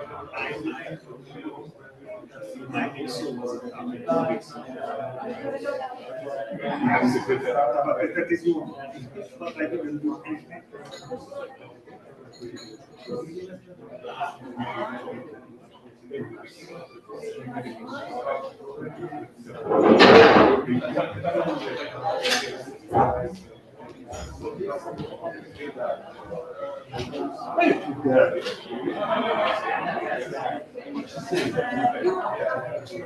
You have your coupon for lunch. Do you have it? And which one? Which class or classic? Classic. Yeah. The next presentation. That's the old one. No, this is good. This is not. This is the old one. So maybe some people giving for you about 10,000 for this. That's No, I'm just joking. I don't know. You can't do anything with it. This is good. Yeah, this is really I went to store and give them. And they just I want to help because this is not valid anymore, you know. He's a time traveler, you know. It's an old money.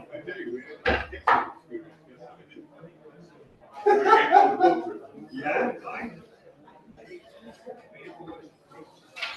They had a crazy driver. In the taxi? Maybe I forgot. I just wanted to.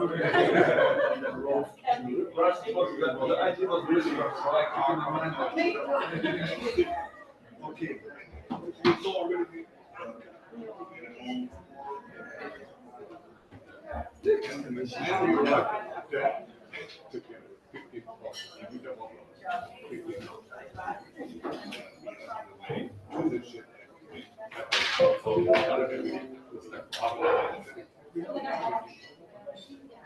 And then maybe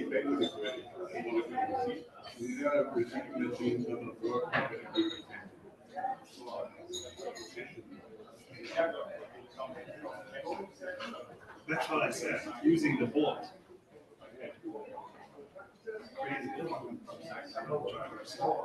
Some of them are hyenas. You know, like. But it reflects that. That's what we were happy to arrive tonight. I'm going to put this poster for full screen.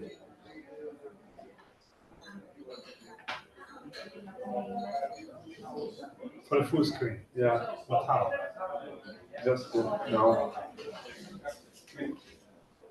That's okay. Oh, sorry. Now there's having the EF Europe conference. Yes. In Turkey.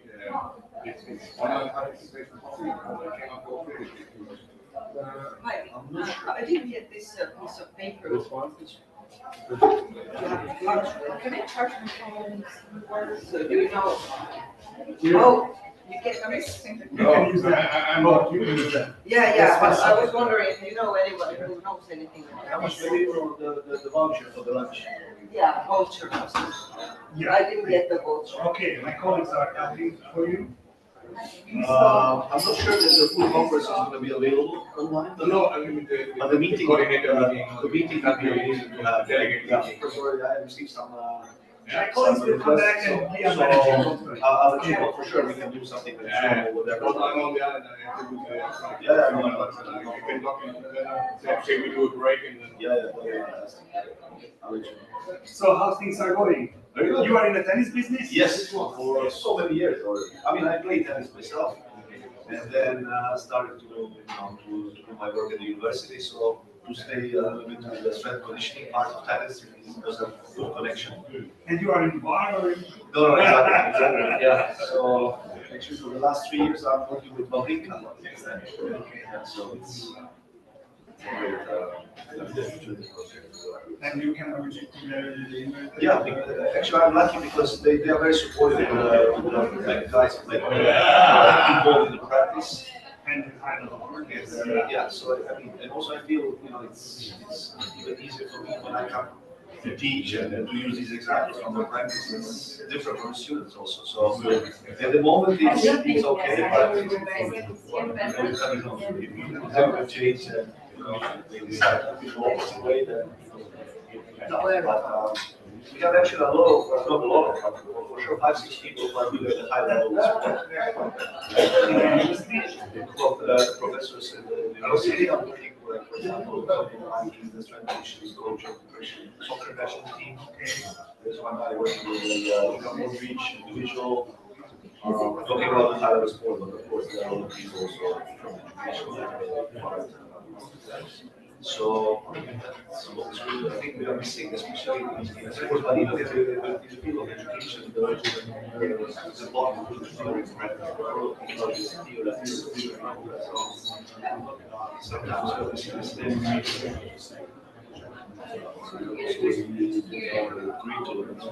Like on one side, even during the meetings, we have people from the university on one side, and teachers on the other side, and then you theoretical guys, and then these guys are you don't know the theory, and it's always like conflict in between. This is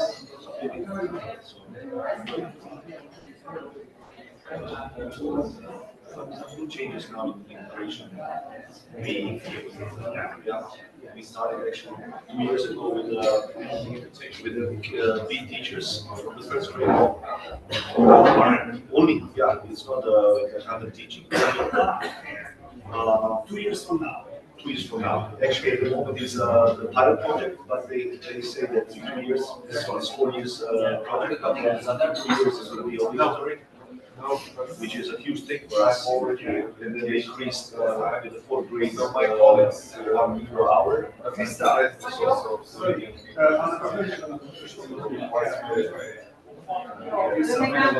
So yeah, we have some changes there. That would be huge for our university. For schools. Yes, there will be a lot of people to work. By the way, and do you have enough PE teachers for this? Yeah, it's constantly saying we have, just to have it, but I'm not sure, to be honest. So that's going to be a little tricky, but that's why I ask you. Yeah. All the teachers thinking, okay, go step by step. So the first grader, second grader, third grader, see how the situation is. Yeah, that's the thing. And also, we started from this year, was telling also for this complementary testing using the feedback libraries. So it's been Christmas Day. So really so proud. So I mean, there are some changes. There should be international arrangements to increase the number of hours. Yeah. Okay, step by step. This was really a huge step forward. For the June, should we be like that? Yes. Should we more contacting the board directly?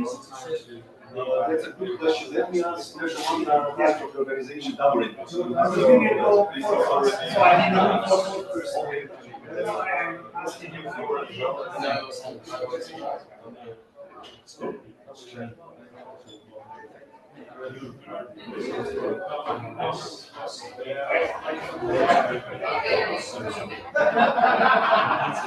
Are you finished, Martin? It's finished. Sit down and talk more. Finishing agreement between the yes. Oh, right. He will be the European president.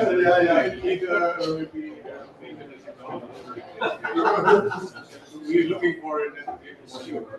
You're looking for a bouncer. It's the executive manager.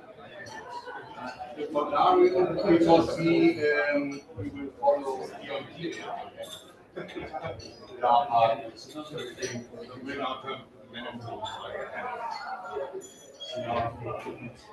Yeah.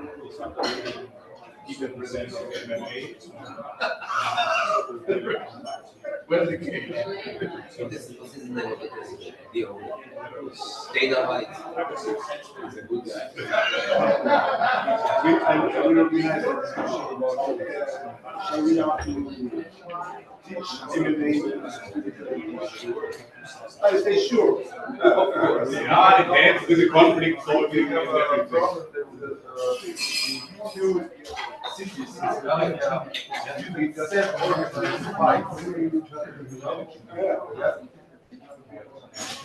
Self-regulated learning. Oh, yeah. They are busy thinking about it. Fighting well. Yeah, it's difficult job. This is what we did. Now self-organization. He was actually his manager, right?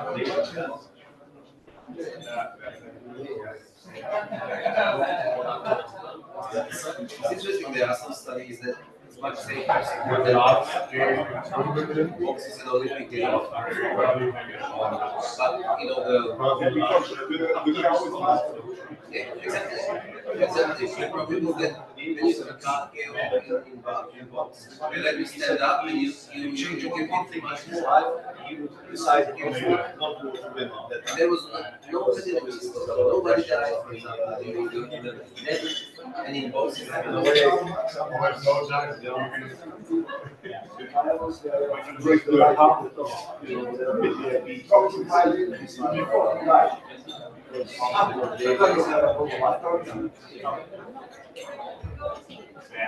Should I already go there? My computer. You can where you want. Because you only computer.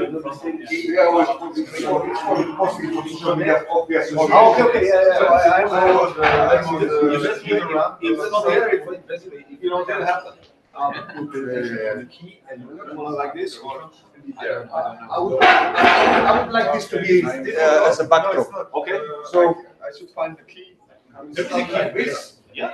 And I have to open also the problem is that The table is a little bit issue, but it's okay.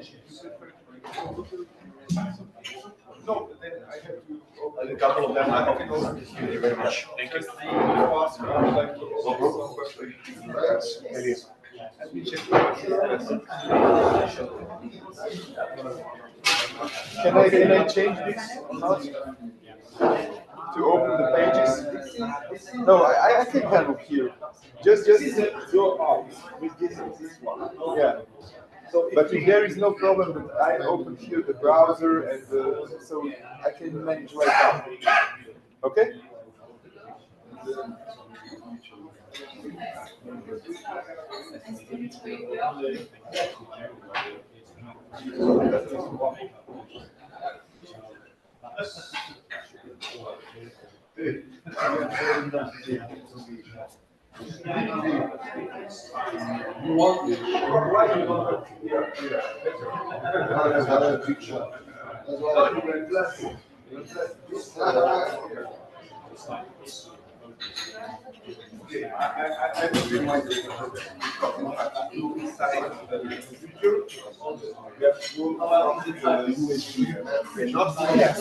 Not from this one. Second sponsor. And so I try to go welcome there. Right. So Policy period instead. Policy paper.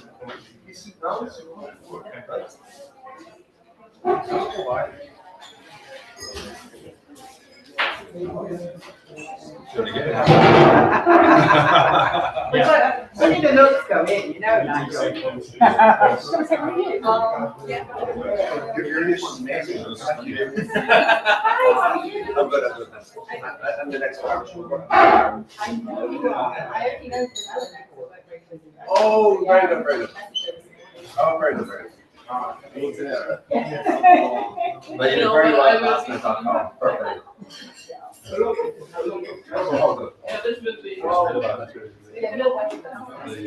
You get yes. Okay. Yeah. You look at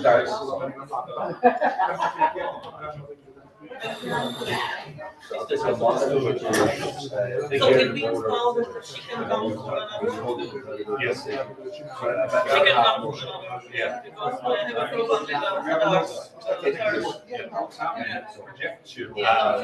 Sorry, can you close the window?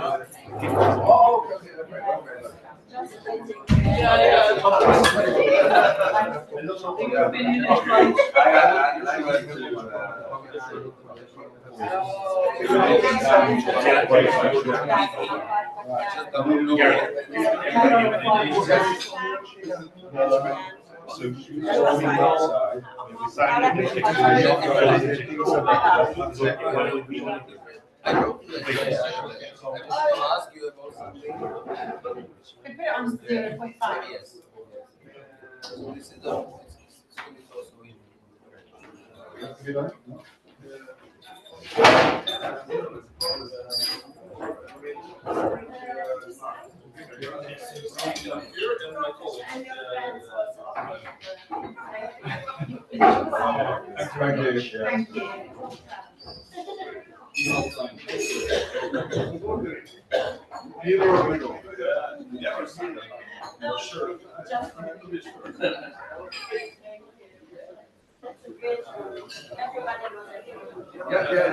That's great.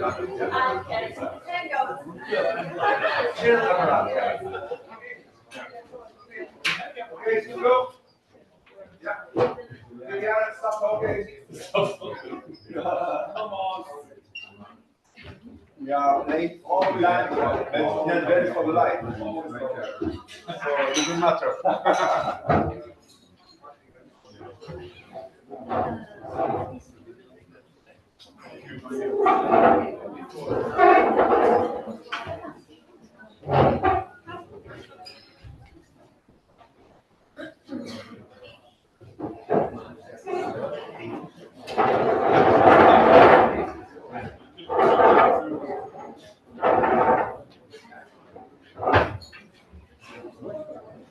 Always a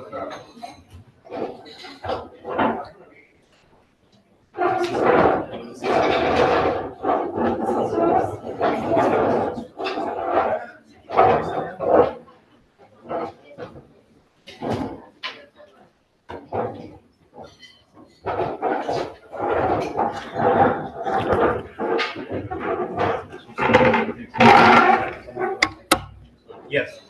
So we have pictures.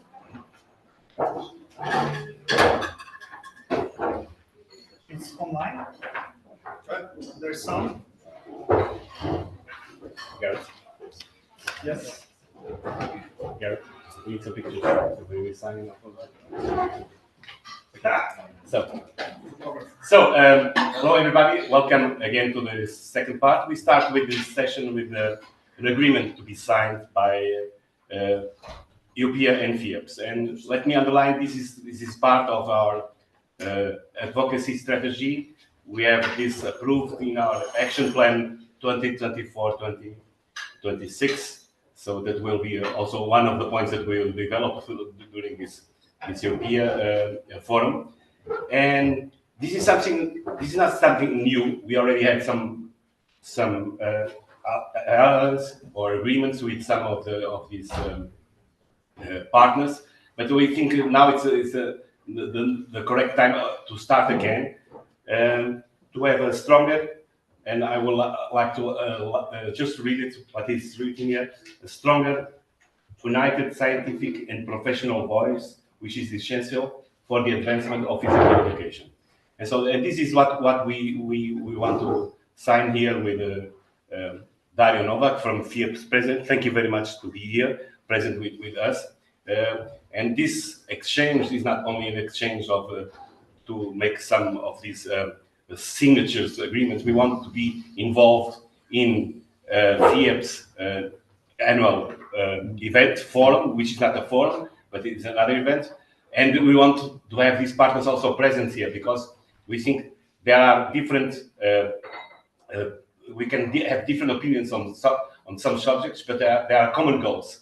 And these common goals must unite us to fetch a road where we think physical education issues is our main common development goal. So, Dario, thank you very much to be here and to have this signature.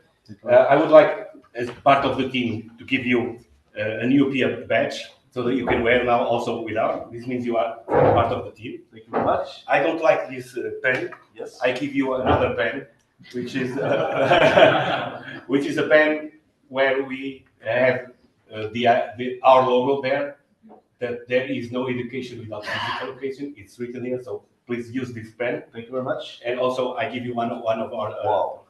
So this for us. This is how we want our guests to be treated also, and we like that these common goals be achieved with us and also with other partners that have the common goal of development of physical education. Thank you very much. Thank you very much. Thank you. Thank you.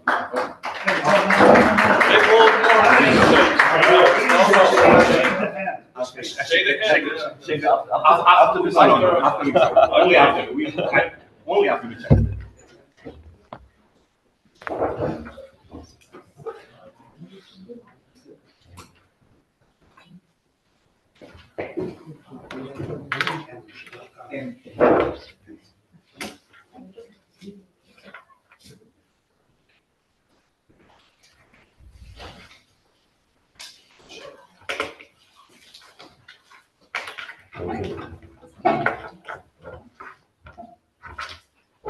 Thank you very much. Okay. Photo? Okay. Trivia. Thank you. No, I mean, maybe just to close it out, I'm really privileged to be here. Thanks for the invitation. As already being said, EUPEA and FIEP's Europe, we have a strong collaboration from before. I see many faces here and friends who are involved in both associations. And as being said at the beginning of this conference, someone said very cleverly that we are stronger together than being alone. So let's collaborate and looking forward to this collaboration. Okay, thank you very much. Thank you very much. One second. Thank you.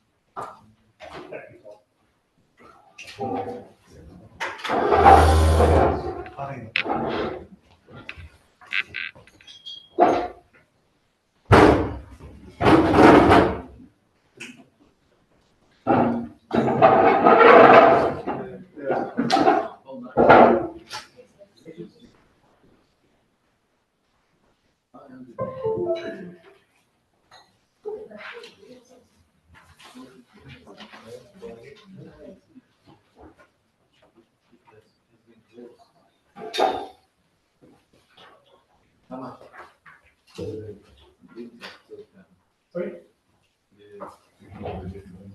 The link of the forum broadcast. No, the link of the forum is stopped. The link of the forum is stopped? Where? Where? Zoom. Oh. Are you sure? I got kicked out. No.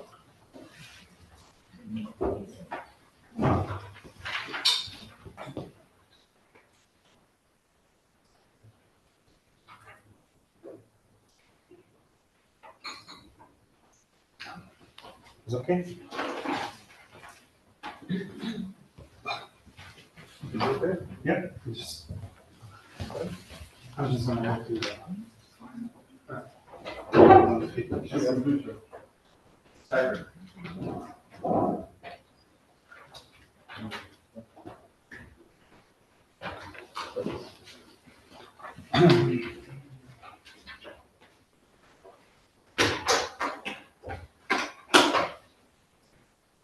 So, dear colleagues, we are starting the dissemination event. As you know, that EUPEA is contributing in several projects, which is aiming to develop physical education and using the physical education as value in Europe. So one of the projects, very important project in our work, is this is the second one for physical fitness. This is the Feedback for Literacy project led by the University of Ljubljana.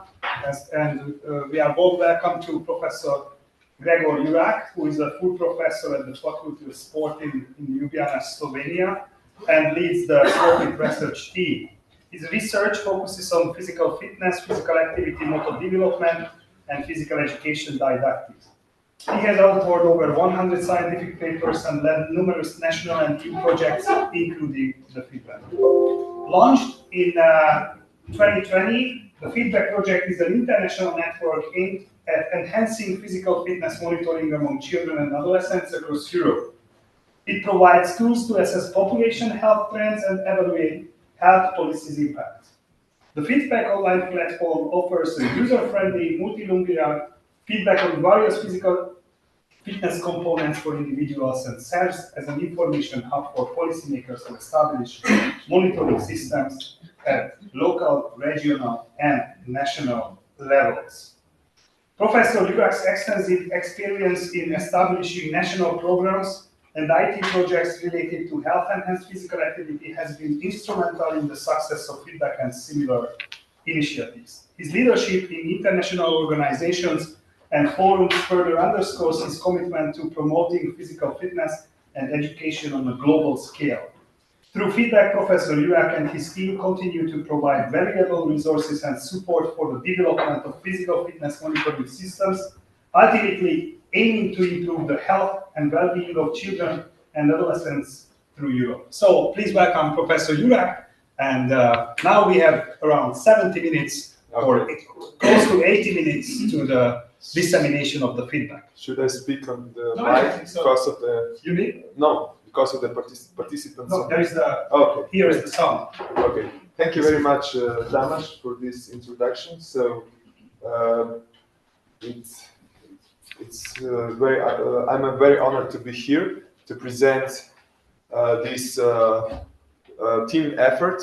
So I'm leading the Feedback network, coordinating this, and I would like to present the latest result of this network. It was presented also in the webinar, and I know that some of you were also there, but I will go slightly in other direction because I will focus more on demonstration of this toolkit here. So I hope you will not be bored, and you also have a time to browse by yourself. So this is my presentation. It's a little bit, I don't know why,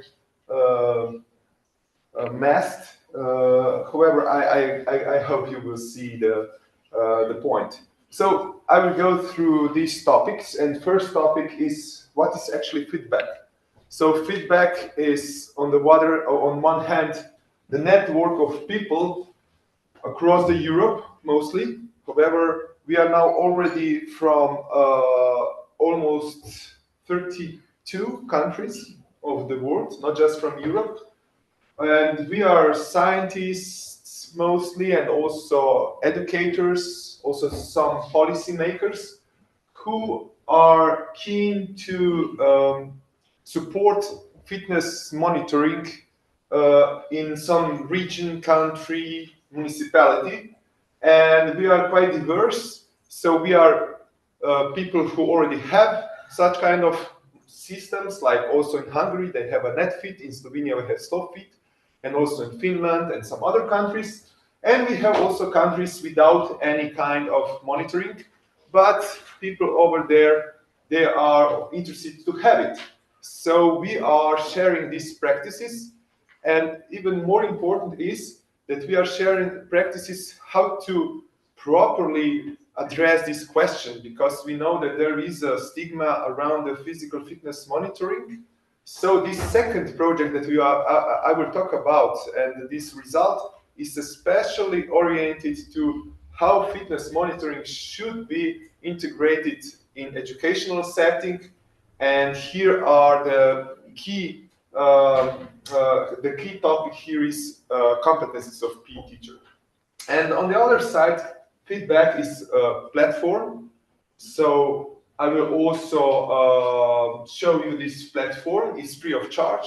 It's multilingual, currently in 6 languages. However, this toolkit that I will show you is supported right now in 15 languages. But at the end, I will also present you how you can also supply in your language. So it's easy to, we provided, let's say, so open source tool, so it can be easily translated also in your language, these subtitles combined with, let's say, Google translation of some text.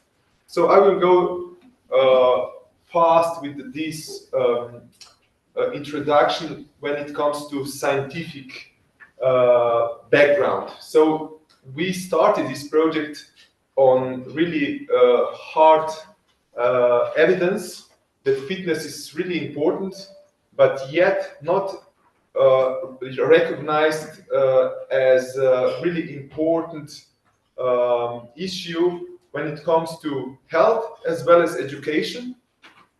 So there is plenty of evidence how fitness is important for the health outcome, but not just for health outcome. We also for acquiring skills in children, which is important from the social aspect and lifelong then physical activity.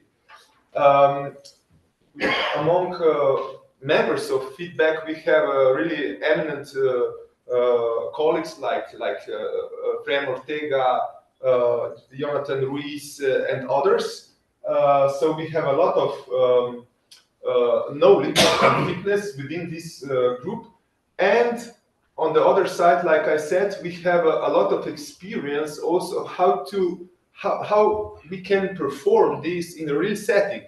Because one thing is to implement, to talk about fitness measurements, and another thing is feasibility, how this can be conducted in a school setting. So, for instance, in Slovenia, we have over 40 years of experience performing this in school setting, and we already had one system before, so 50 years ago, but this system was not feasible to conduct. Therefore, this is also one important aspect when it comes when you want to establish something like this. So these are some steps. I will not elaborate this because we also prepared a paper how to actually establish physical fitness monitoring system. But more important is that, of course, there could be a debate which test should be used. But we based our work on tests which are internationally recognized as the core tests for physical fitness. And this is actually high priority alpha fitness battery. For instance, in Slovenia, we are not using all of these tests. We have some different tests, but some are overlapping. But this is not limiting us to also use feedback platform, because it's very useful when it comes to competencies of PE teachers, how they should actually perform fitness testing to enhance physical literacy. So recently, this paper was published, and all these tests except waist circumference were also adapted as those tests who are appropriately in different cultures. So this is international consensus that these tests are really the ones that should be used as core tests, but of course countries can add their culturally, let's say, important tests.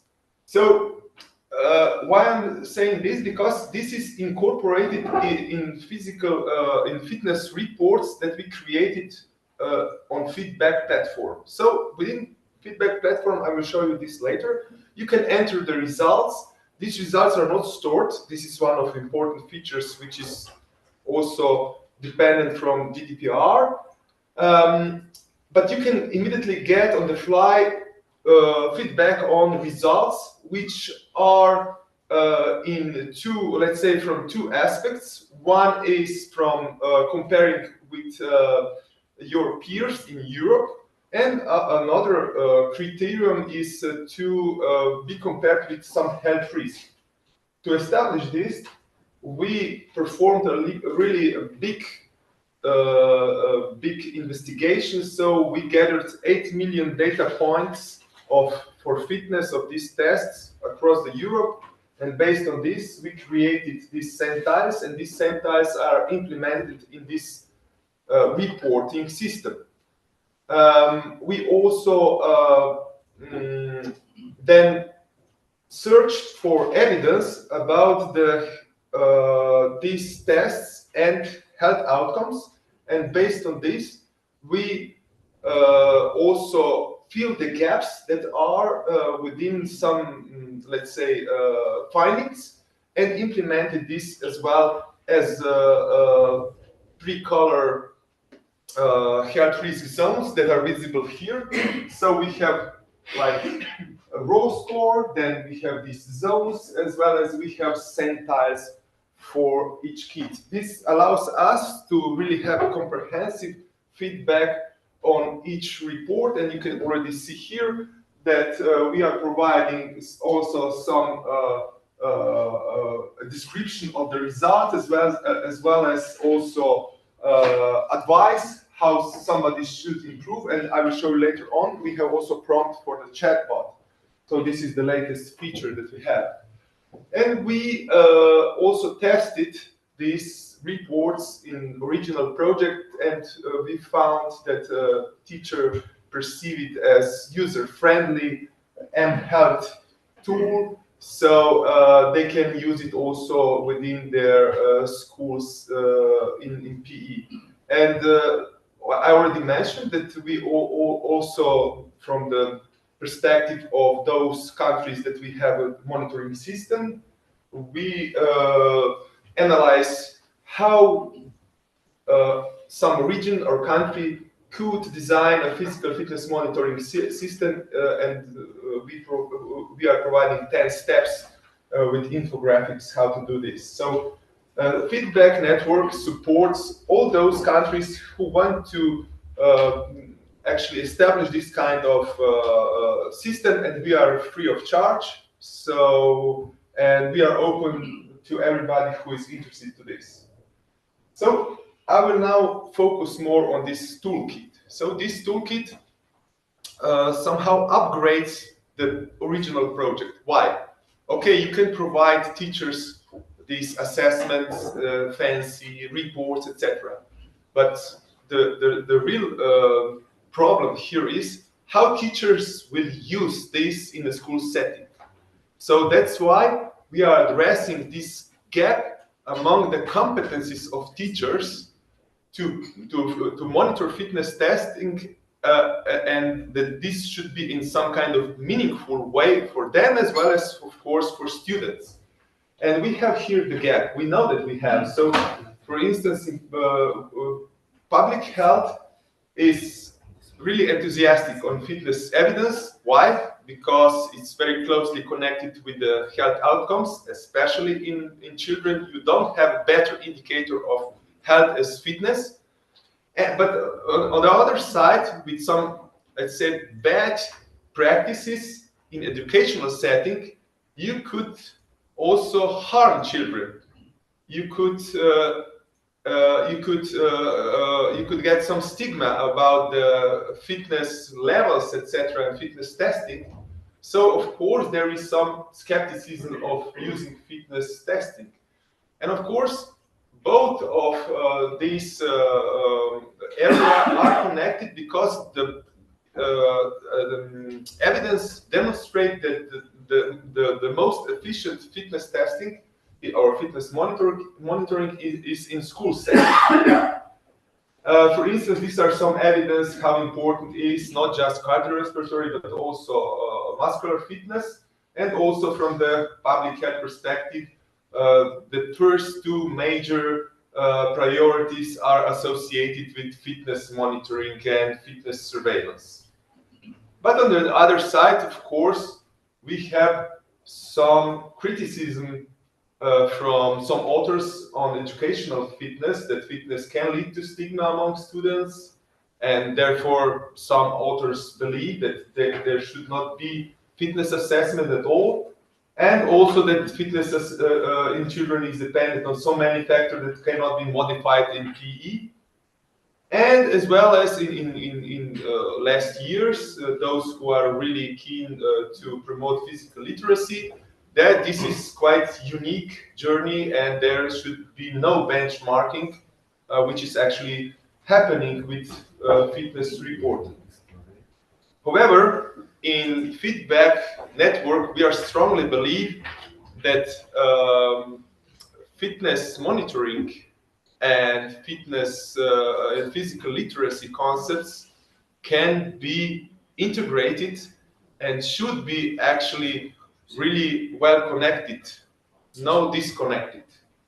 So I would like to define those two phenomena to exactly know what we are talking about. So when we are talking about physical monitoring, we have to know that this is not just one-time point observation of fitness, which is true for the fitness testing. So fitness monitoring is actually to check the progress of fitness over a period of time with special purpose. So mostly to check individual development trend. While fitness surveillance is mostly for policymakers. So fitness monitoring is more also, we have identification of students here. In fitness surveillance, there is no is generalization of results. There is no identification. There are anonymized results. And also, fitness monitoring is closely associated with other processes that we have in PE classes. Of course, we have to first check where we are based on these results. We then set goals, and then we are designing plan, we exercise, we track project, and what is really important from the perspective of physical literacy, we have to understand the changes. So the meaningful fitness monitoring is to provide feed forward as well as feedback. So it's really important not just to perform some, let's say, standing long jump. Students have to understand what is standing long jump for, with what kind of motor ability is behind, how is this important for their everyday life, for their health outcomes, for free time, how they can address or how they can exercise, what kind of exercise methods they should use to improve, and then they should apply the exercise and see if their fitness has changed or not. This is really important, not to apply fitness monitoring just per se, but this is a journey to understand the changes that are behind. So, therefore, fitness testing should not be just one more school assessment, because otherwise it will be perceived very wrong from the kids and also from their parents as well as teachers. So this feedback is really important. So feed up to understand the test score, feedback to setting goals, and feed forward for action. Okay, so I will now try to explain about the feedback platform. So we have several target groups over there for feedback platform. And of course, one important target group are teachers. And this toolkit is meant to be for teachers. The purpose of toolkit is to support teachers how they will introduce fitness monitoring in their classes. And we have 11 scenarios how to use this fitness monitoring. And these scenarios are backed up with 22 topics. And currently we have a multi-language support in these languages. So at this point, I will skip to platform. So to show you features of this platform. So like I already presented before, we have this interactive report. Within this interactive report, first you will get a sheet for entering the data. For instance, I will go to English one, but we have also in other languages. And this is for kids to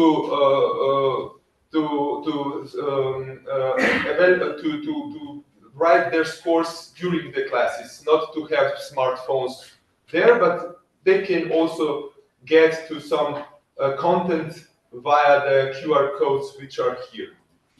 Then, when they're entering the scores, and this is not necessary that they are entering, this could be done by parents, this could be done by teacher, it's optional, so it's you can implement different kind of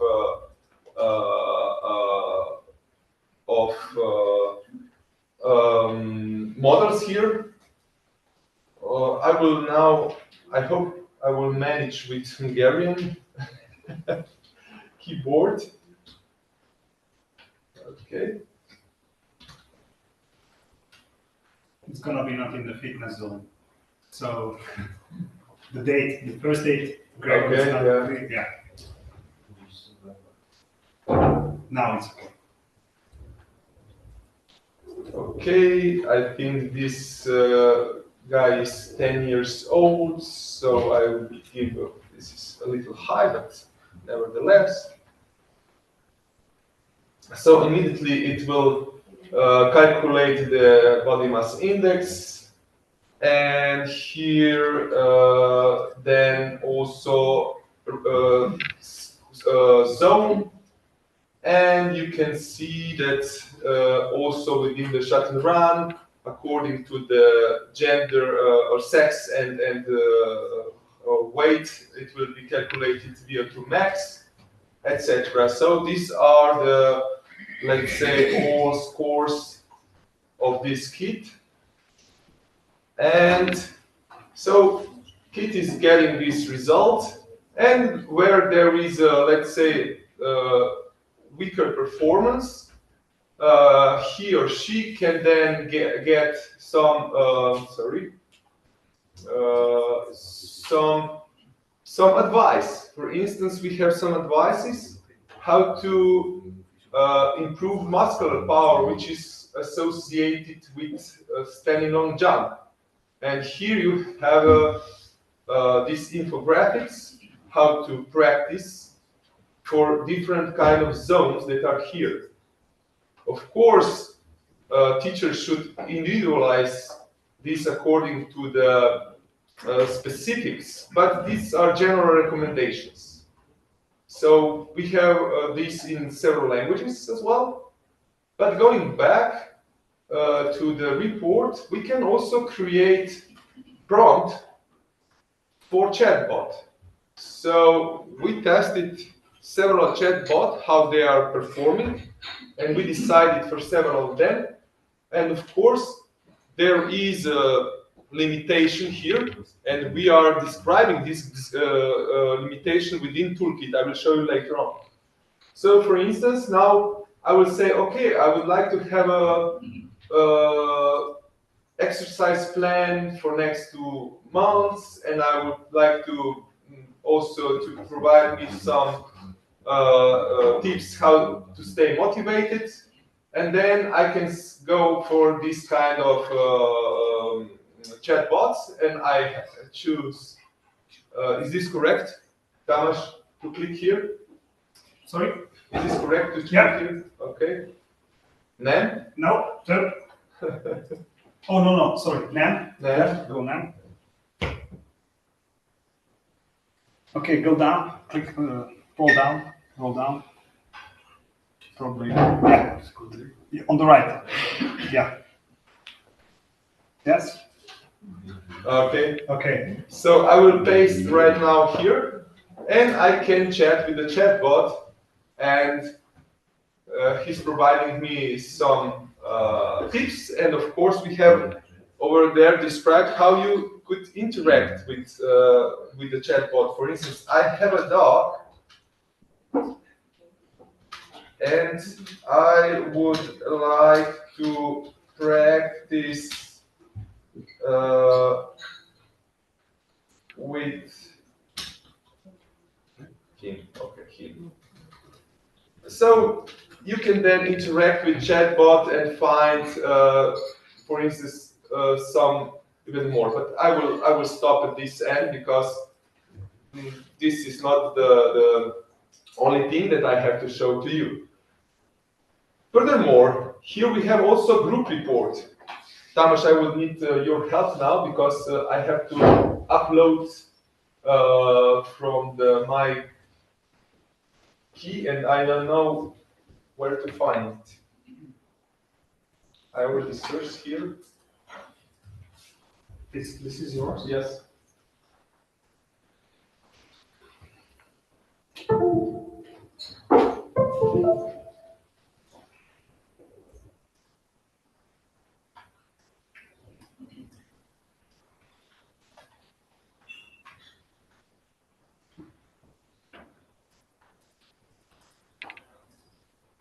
Then this can you copy to the somewhere else?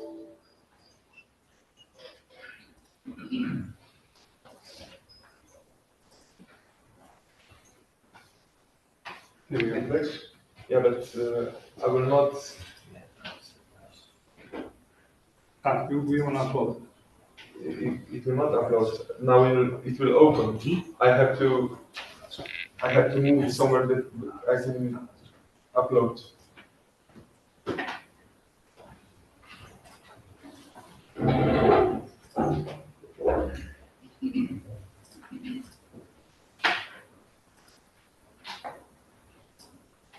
Okay, great. Thanks. So I will show you right now. So here you can also download Excel data template, and based on this, you can then enter data for group, not just for individual, and then you can create a report which can support you to set an exercise for this group. For instance, we would like to have a 6-month exercise and setting goals according to current physical fitness. So now I uploaded these results, and and these results will show you what kind of scores we should get in 6 months to improve our fitness. So each student will have a goal which is the next health zone. For instance, currently this Amelia has, for instance, or Isabella, no, let's say for shuttle run. Yeah, Emma has a shuttle run 3 stages to reach the healthy zone. She should have 3.7 stages, etc. So you can individualize their goal setting according to their current fitness levels, and also you can see what is the structure of health risk zones. For instance, here you can see that they are worse in power, which is measured by standing long jump. So teachers should devote more topic or more lessons to this kind of, let's say, content. And even more, teacher can observe what is the difference within the group. For instance, here you have this, the dotted line is median, and you have this first and third quartile. And in the standing long jump, you can see that the median is actually on this intermediate zone. However, in the shuttle run, the median is already in the, let's say, fit zone. So those kids who are in the median, they are not poor, they are quite good. Therefore, it's really important to know how diverse is this fitness within the group, then to have a really good teaching. For instance, when a teacher will perform classes, he or she can have a method that will address this huge difference within the class. So he has two girls who are more fit, while some others are less fit for standing long jump. Okay, so this is when it comes to reporting. Gregor, just sorry. Maybe there is an opportunity to make some interaction. Yeah, because based on the on this topic. So if any of you have a question or wants to add something or asking something about the toolkit or the platform, yeah, just go. Okay, so anytime if you have questions, just raise your hands and Gregor is trying to. How many questions do you want? Now? You want to start now? I don't know whether he wants to start now or later. Yeah, I think we it's should go associated with reporting. It's associated. I've just made some notes in relation to everything you've done so far. Okay, so Nigel, I would suggest if you have specific questions to the different topics of the homepage at the moment, you can do it, and we will have general discussion at the end. Okay. So I'll leave it to the general discussion. Okay, if you can keep it till the end, I guess it's more valuable. Okay. Okay. Then I will skip to the toolkit.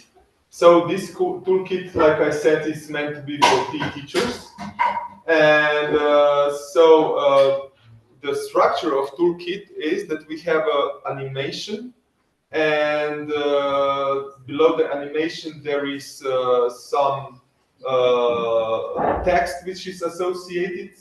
All the scenarios are also associated or divided in three different cognitive levels. So from declarative to conditional, and in each scenario there is a mark of what kind of cognitive level is addressed with this scenario. For instance, you have here this scenario. So before testing, what should be done, and then how to set SMART goals about cardiorespiratory fitness, peer support, etc. So it's really important that teachers follow this scenario. If they are not keen with fitness testing, especially because already before fitness testing, you should provide the appropriate environment. For instance, I will show you this how this is actually in this toolkit. So this is a scenario and how long it should be performed, and then also which topics are associated with this. For instance, I will shortly show you this scenario, and then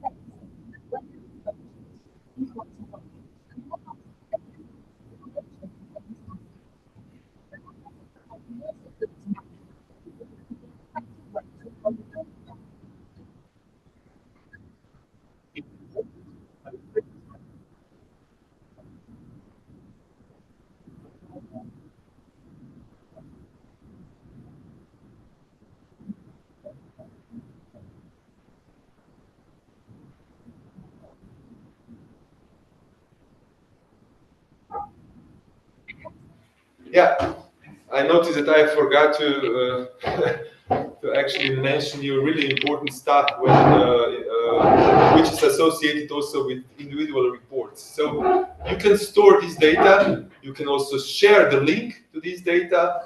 And you can of course also store the report. However, nothing is stored automatically. This is the current principle on the web platform. So teacher can create their own database, but of course this is much different that we have, for instance, Slovenia, when we have a user registration, etc. However, this will probably or maybe come if we will get a grant for one of the next projects, because we have an idea how to also provide this and support countries on this. So I have showed you one scenario. Like I said, we have several of them. These are scenarios, and then we have 4 topics which support scenario, like physical fitness, and within you have these topics. So also how to measure fitness, for instance. And then we have also chapter about the physical literacy to describe what it is and the power of feedback, how important it is, what are centiles, what are health risk zones, how to use the feedback report, etc. And also about the exercising. For instance, how teachers and of course students can use chatbots. So what are the some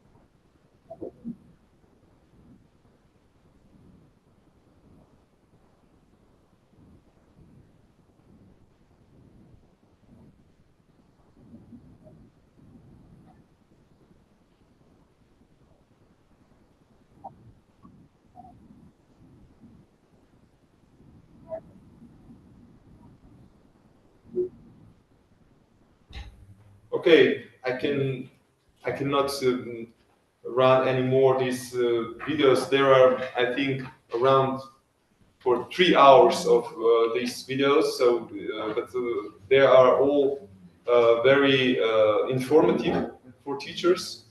So they are specific. They are not general ones. So also, right now we are conducting the pilot in 10 countries. Teachers are using this.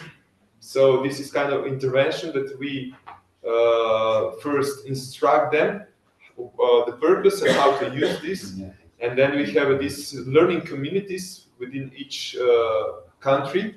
So regularly, monthly, we are meeting with these teachers, discussing with them scenarios as well as challenges and experience. So, and we also had one international this community. We will have another one in May. So currently we have a really positive feedback from their side. They are perceiving this as very useful tool for them. And I will not show you any more demonstration of these videos. However, you can browse by yourself. But within the this presentation, you have noticed that I also changed the subtitles of these videos. This can be done easily. So in my last these minutes before the discussion, I will just skip the presentation to show you how easily you can support this in your languages. So you just need a Google account, and within the YouTube Studio, you can then, we will give you access, and you can then have AI translated also these subtitles, and you just correct these subtitles with slight editing according to the also narrative, which is really easy to do. You can then edit this, and from our experience, it took 2 hours of this checking, and you can then can produce this on the YouTube channel that we have, and this will be visible to all of your teachers. So it's really easy to implement. If you have this kind of let's say desire, you just contact us on this email info, and we will reply to you and give you access. So this is the YouTube Studio. It's really easy to do this, and we also have instructions recorded. So how to perform this. You will not be, let's say, alone on this. So you will have one tutorial how to perform this. So on ending with the invitations. So you are welcome to join this initiative. There are more than 30 countries already involved. We have once per year we have this webinar. All the members are invited. Besides of this, we have some in-person meeting, but mostly we are communicating via web. So it's not something, let's say, expensive to join us. So this is all from my side for now, and let's go to Nigel's questions. Thank you, Gregor.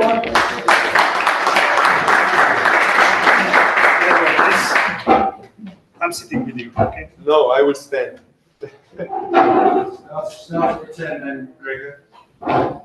You said at the start you've been doing fitness testing in your country for 40, 50 years. Yeah. Have you noticed a difference, an increase in the activity levels of the children over that time? We don't have an objective measure of physical activity, so we can just observe the physical fitness. And how's the physical fitness improved? We have a now really bad situation because I can show you also a slide on this, because this is one of the, let's say, advantages that we can promptly also react on the changes. During the COVID, we noticed the hugest decrease of fitness of our kids, the historical one. And we warned the government that kids alone will not recover. And now this is happening. So we are now during the I will start with this. During the 2000 and 2010, we have noticed a decrease of fitness, especially in boys, because of changes of the lifestyle. Their strength of arms and shoulder dropped really hard. And according to this, we actually managed to perceive the government that we introduced the national intervention, healthy lifestyle in primary schools. So almost all schools were involved in this. And during the years 2011 and 2018, we were the country which actually decreased the number of obese and increased the physical fitness of our kids. We were really the star. However, in 2018, we didn't manage to translate this in regular program because it was funded by EU funds. So our increase of fitness stopped or decreased a little bit, and then COVID hits us. And during the COVID dropped on the level of below the level of 2010. We are now somewhere in the level of 2010. So like the U-shape, not recovered. So, but my sort of thinking is that just because we're testing doesn't mean we're improving. Yeah, correct. So correct. So moving on. But can I reply to you on this as well? Because we are testing, we have also surveillance. If we wouldn't have evidence on this, we would not introduce the intervention. Right now, we are introducing, based on this, we are introducing intervention in upper secondary schools. So we managed to convince the government that especially upper secondary schools are endangered. So based on these results, we implemented intervention. And then that moves on to the question is, what is our purpose as a PE teacher? Yeah. Is it to fitness train children, or is it to educate? Educate. But this not. I strongly believe that this not exclude the fitness exercising. So fitness monitoring and exercising is part of PE job. So it's really important. But if I mean, I noticed some of the things you used to improve an individual way they're wanting to understand broadly, for example, and there were activities to do there. Yeah. Would a child, young child, find that interesting, engaging, and they would want to do it? Yeah, this infographics is for adolescents. Also in the head there is this is the statement. This is for adolescents, of course. PE teachers as well as generalist teachers should adopt their methods according to the target group they have. Yeah.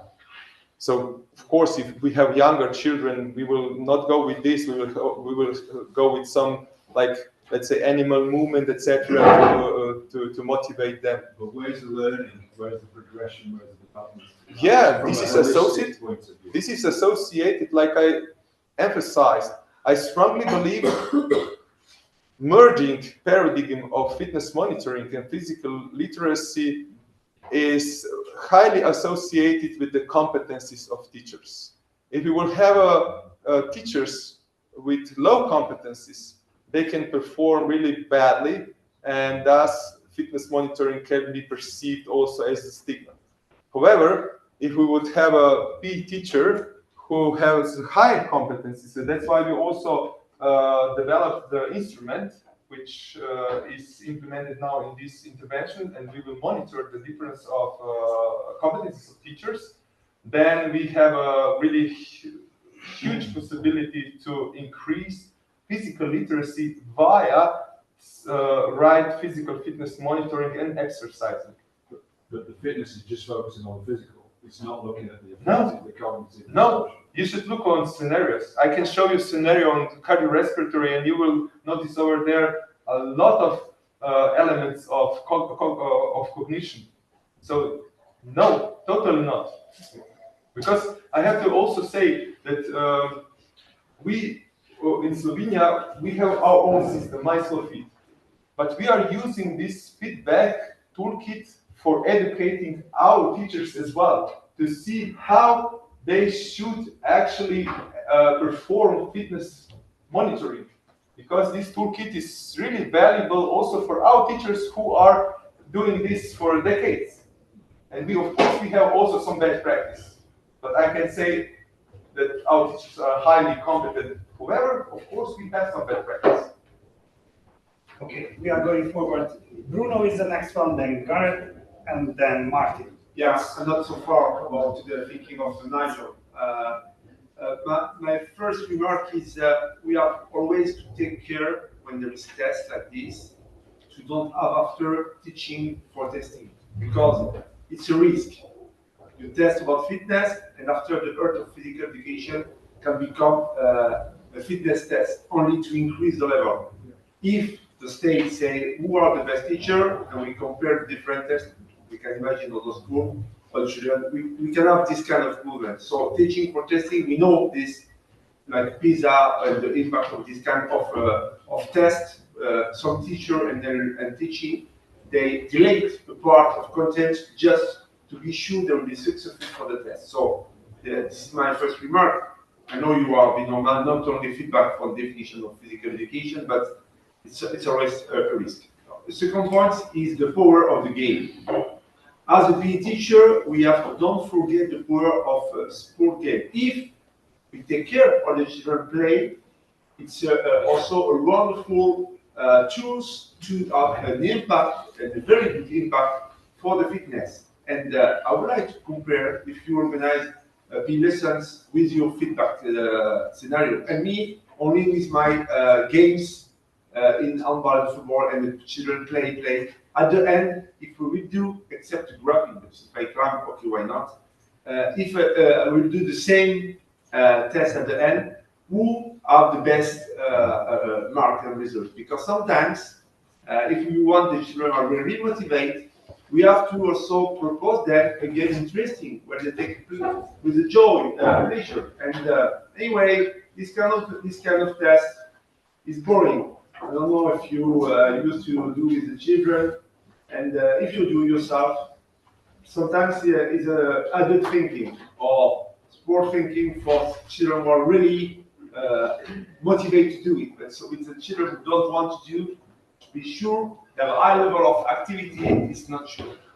One remark. So sometimes sport games can be also boring. So any activities can be boring. Depends on the environment. If you are, but you are taking wrong, Bruno. You are taking wrong because, of course, physical fitness can be also developed through some games. We have scenario on this, so we are not preaching here that there should be, let's say, HIIT training or something like that. Physical fitness can be practiced through different kind of sports and different kind of, let's say, means. So we are not preaching that doing sports and racket sports, etc., is not associated. So totally not. And going to your first question or first comment. So of course, if you would run the video on fitness testing, you will see that one of the first sentences is that we are not practicing for testing. This is like, let's say, general recommendation. But of course, it's also if you will practice to be good in shuttle run, which is representative for cardiovascular fitness, what the hell, this is good. This is very good. If you would like to be, let's say, the best. So you should have also this kind of perspective. But I know what you are trying to help, what you are trying to say about the comparison of teachers. Of course, for instance, in Slovenia, we do not publicly we don't publicly show what is the fitness level of some particular school, because we know that there are also some other factors influencing fitness level. For instance, we know that this is associated with socioeconomic status, etc. So this is just for the school they should, and they within their report, they could compare themselves within the region and with the Slovenia, for instance. But we are not publicly showing them you are 101st. You know, they are actually reflecting their own situation. And this is true also in the individual level. Each kid should reflect on his or her scores, not compared to others. And teacher should provide environment which should facilitate this. One remark, do you have any consequence, I'm just provoking. Yeah. Do you have any consequence in a national level from the educational or sport authorities for a school, for a teacher, if their fitness levels not reaching the, I would say, the optimum, or they are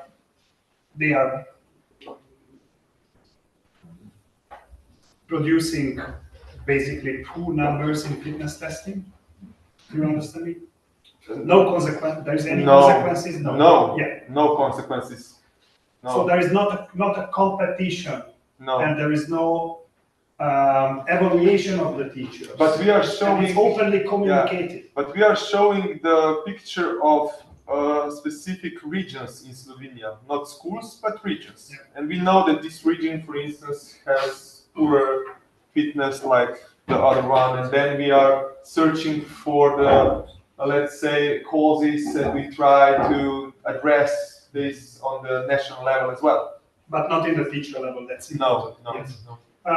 Gareth is the next one. Thank you, Gregor, for that presentation. I think the depth of the feedback is quite impressive, but I'm just wondering if something else might be added. So my slight concern would be about the fact that there's, as you identified, some form of surveillance going on here, which then possibly could affect the affective domain and possibly maybe mental health. So do you think there's any scope for, on the feedback, trying to reassure the child in terms of the fact that this particular situation they find themselves in?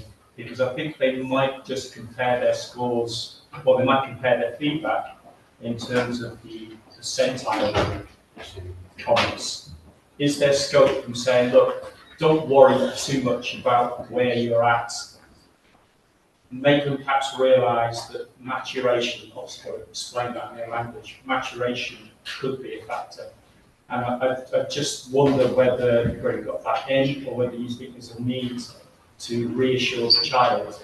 Yeah. So they feel fairly comfortable where they're at, and not to think, oh my goodness, I'm in trouble here, this type of thing. Because I get the fact that you're perhaps not comparing scores from child to child. Children not aware of the scores compared. They will talk to each other, I'm sure, and they will compare what that feedback might be. And I just wonder if there's a bit of scope for that little bit of a softer touch in terms of don't worry where you are, etc.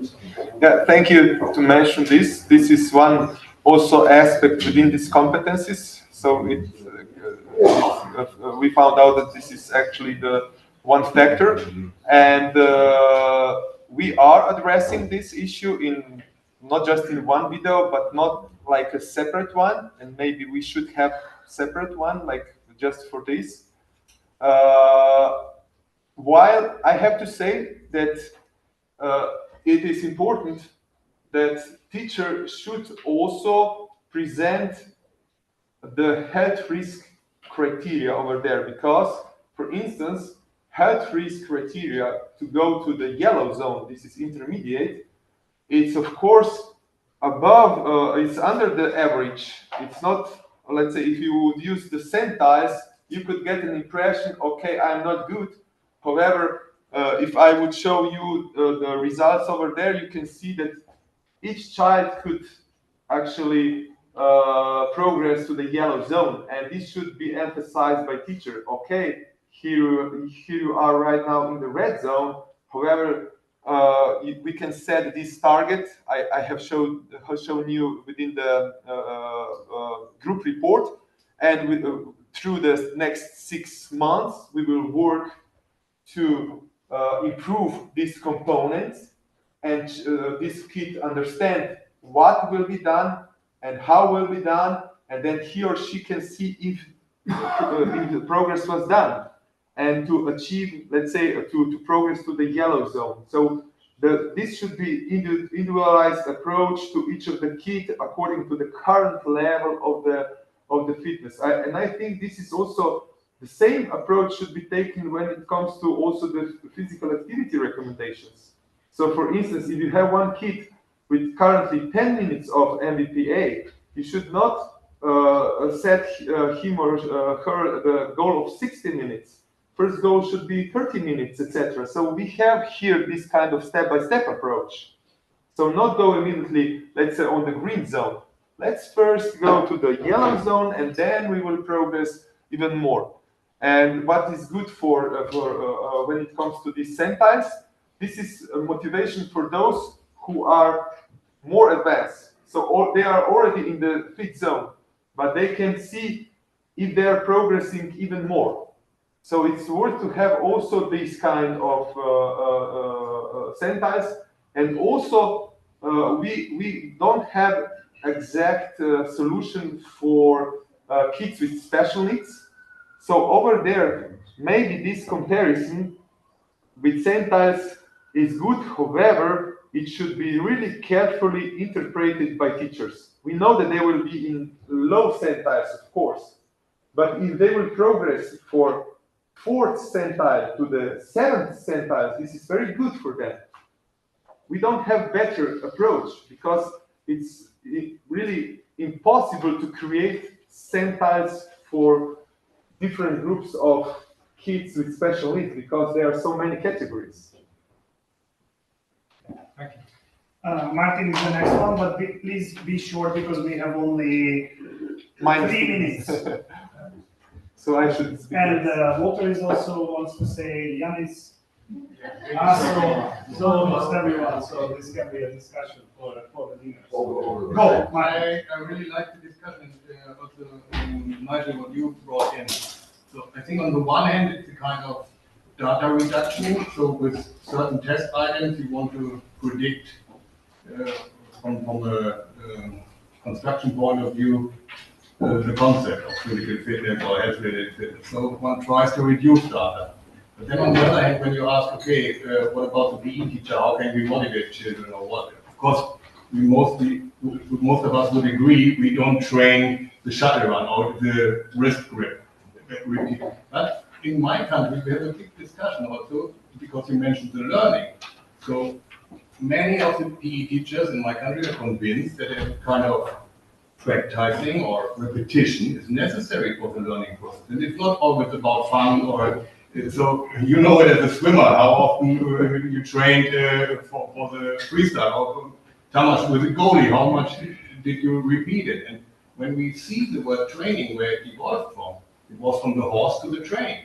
So it was to make it more efficient and go from the pure practicing to a more systematically repetition or make it more efficient in the training process. So I think it's good to also take that into account, that the learning is only possible once you repeat a certain movement several times. But of course, we would not recommend the hand grip. We rather recommend go climbing or do something with the ring gymnastics or whatever, which is obviously more motivating or more fun for the children. But in the end, it's a question of how much time do you want to invest and how many repetitions do you do. And then, of course, learning is possible. Without it, it's impossible. And that's one of the things I was going to say. What sort of percentage is related to fitness in your programs? I don't understand. How much of your time do you spend on fitness within your physical education? Okay. Yeah. It actually each hour could have some component of fitness. However, we have without our curricula, we have also specific chapter which is devoted to this. But we are using different kind of topics to address the fitness issue. Walter is the next one. I don't have Number any 5. questions yet. Yanis? I will spend only 30 seconds. Okay. Start. And I believe, congratulations about the your presentation. And in my school, we have for several years about this testing. The students were very satisfied about it. And I believe the students understood that the evaluation is for themselves, not for other students. And on the other hand, this is the material for PE teacher about grades, because every parent consider that his son and daughter are very excellent in PE. Okay, just short reply. So within our group, we are strongly against the grading with fitness testing, because we believe this is not appropriate way that the grades should be associated with other outcomes. Just I know that in some countries they use fitness testing for grading, but our network do not support this. Yes, just a short remark. I had a couple of days ago a conversation with one PE teacher, and she said that they did this feedback test, and now during the breaks every day, boys want to do shuttle run test. They use this hand grip test, but not only testing these things, they also practice how to be better. They are doing push-ups during the breaks and so on. And what I think exactly the same, the teacher don't put the grade after this test because it's health related, but they get also, the students get feedback. When they get grade, what I'm doing with this grade. But when I get feedback, I know also that I can do push-ups, for example, that I can make my hand strength better and so on and so on. And I wasn't the biggest fan of testing, but now using feedback test a couple of years already, I see that we really can motivate even these students who are not so good ones in the, and they really want to do different exercises. They want to see when we testing twice in a year this we are doing this test, and I be better after this after a year when I did some exercises even during the weekend with friends and so on. Great. Okay, so I would close this with a handshake with Gregor in front of the feedback, because of that was a dissemination for this. Thank you. Thank you, Gregor, for being in Budapest, and thank you for sharing this information with us.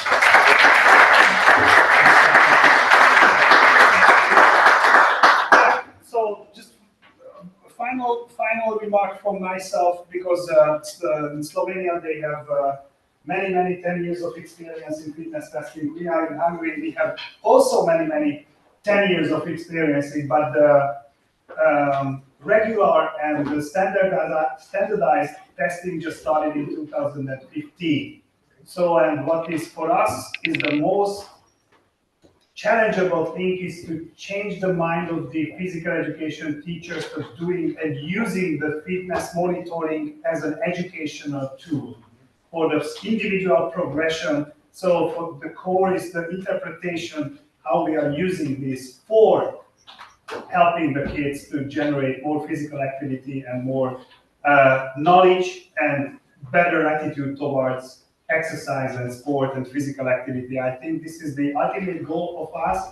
And unfortunately, we are dealing with many bad practices from the PE teachers regarding fitness testing. So that's what we have to change. And I believe that the feedback and what we did, especially Gregor and the team, I think this is the most comprehensive and most, I would say, evidence-based approach for how should we do physical fitness monitoring in national or subnational level. So thank you very much. Okay, so now one of the most important part of the day arrived. This is the lunch.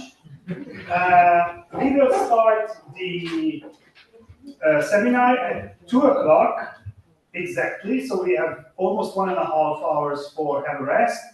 Our canteen is downstairs in the university on the left side, but we have to be We have to rush because the students will arrive around 1 o'clock, and it will be like a zoo very soon. So we have to run. Okay, maybe do you want to say something? Thomas, is the room being locked?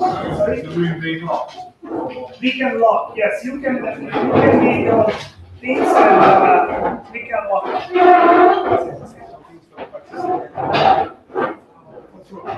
For the online participation, 2 o'clock we will come back. Thank you for being here.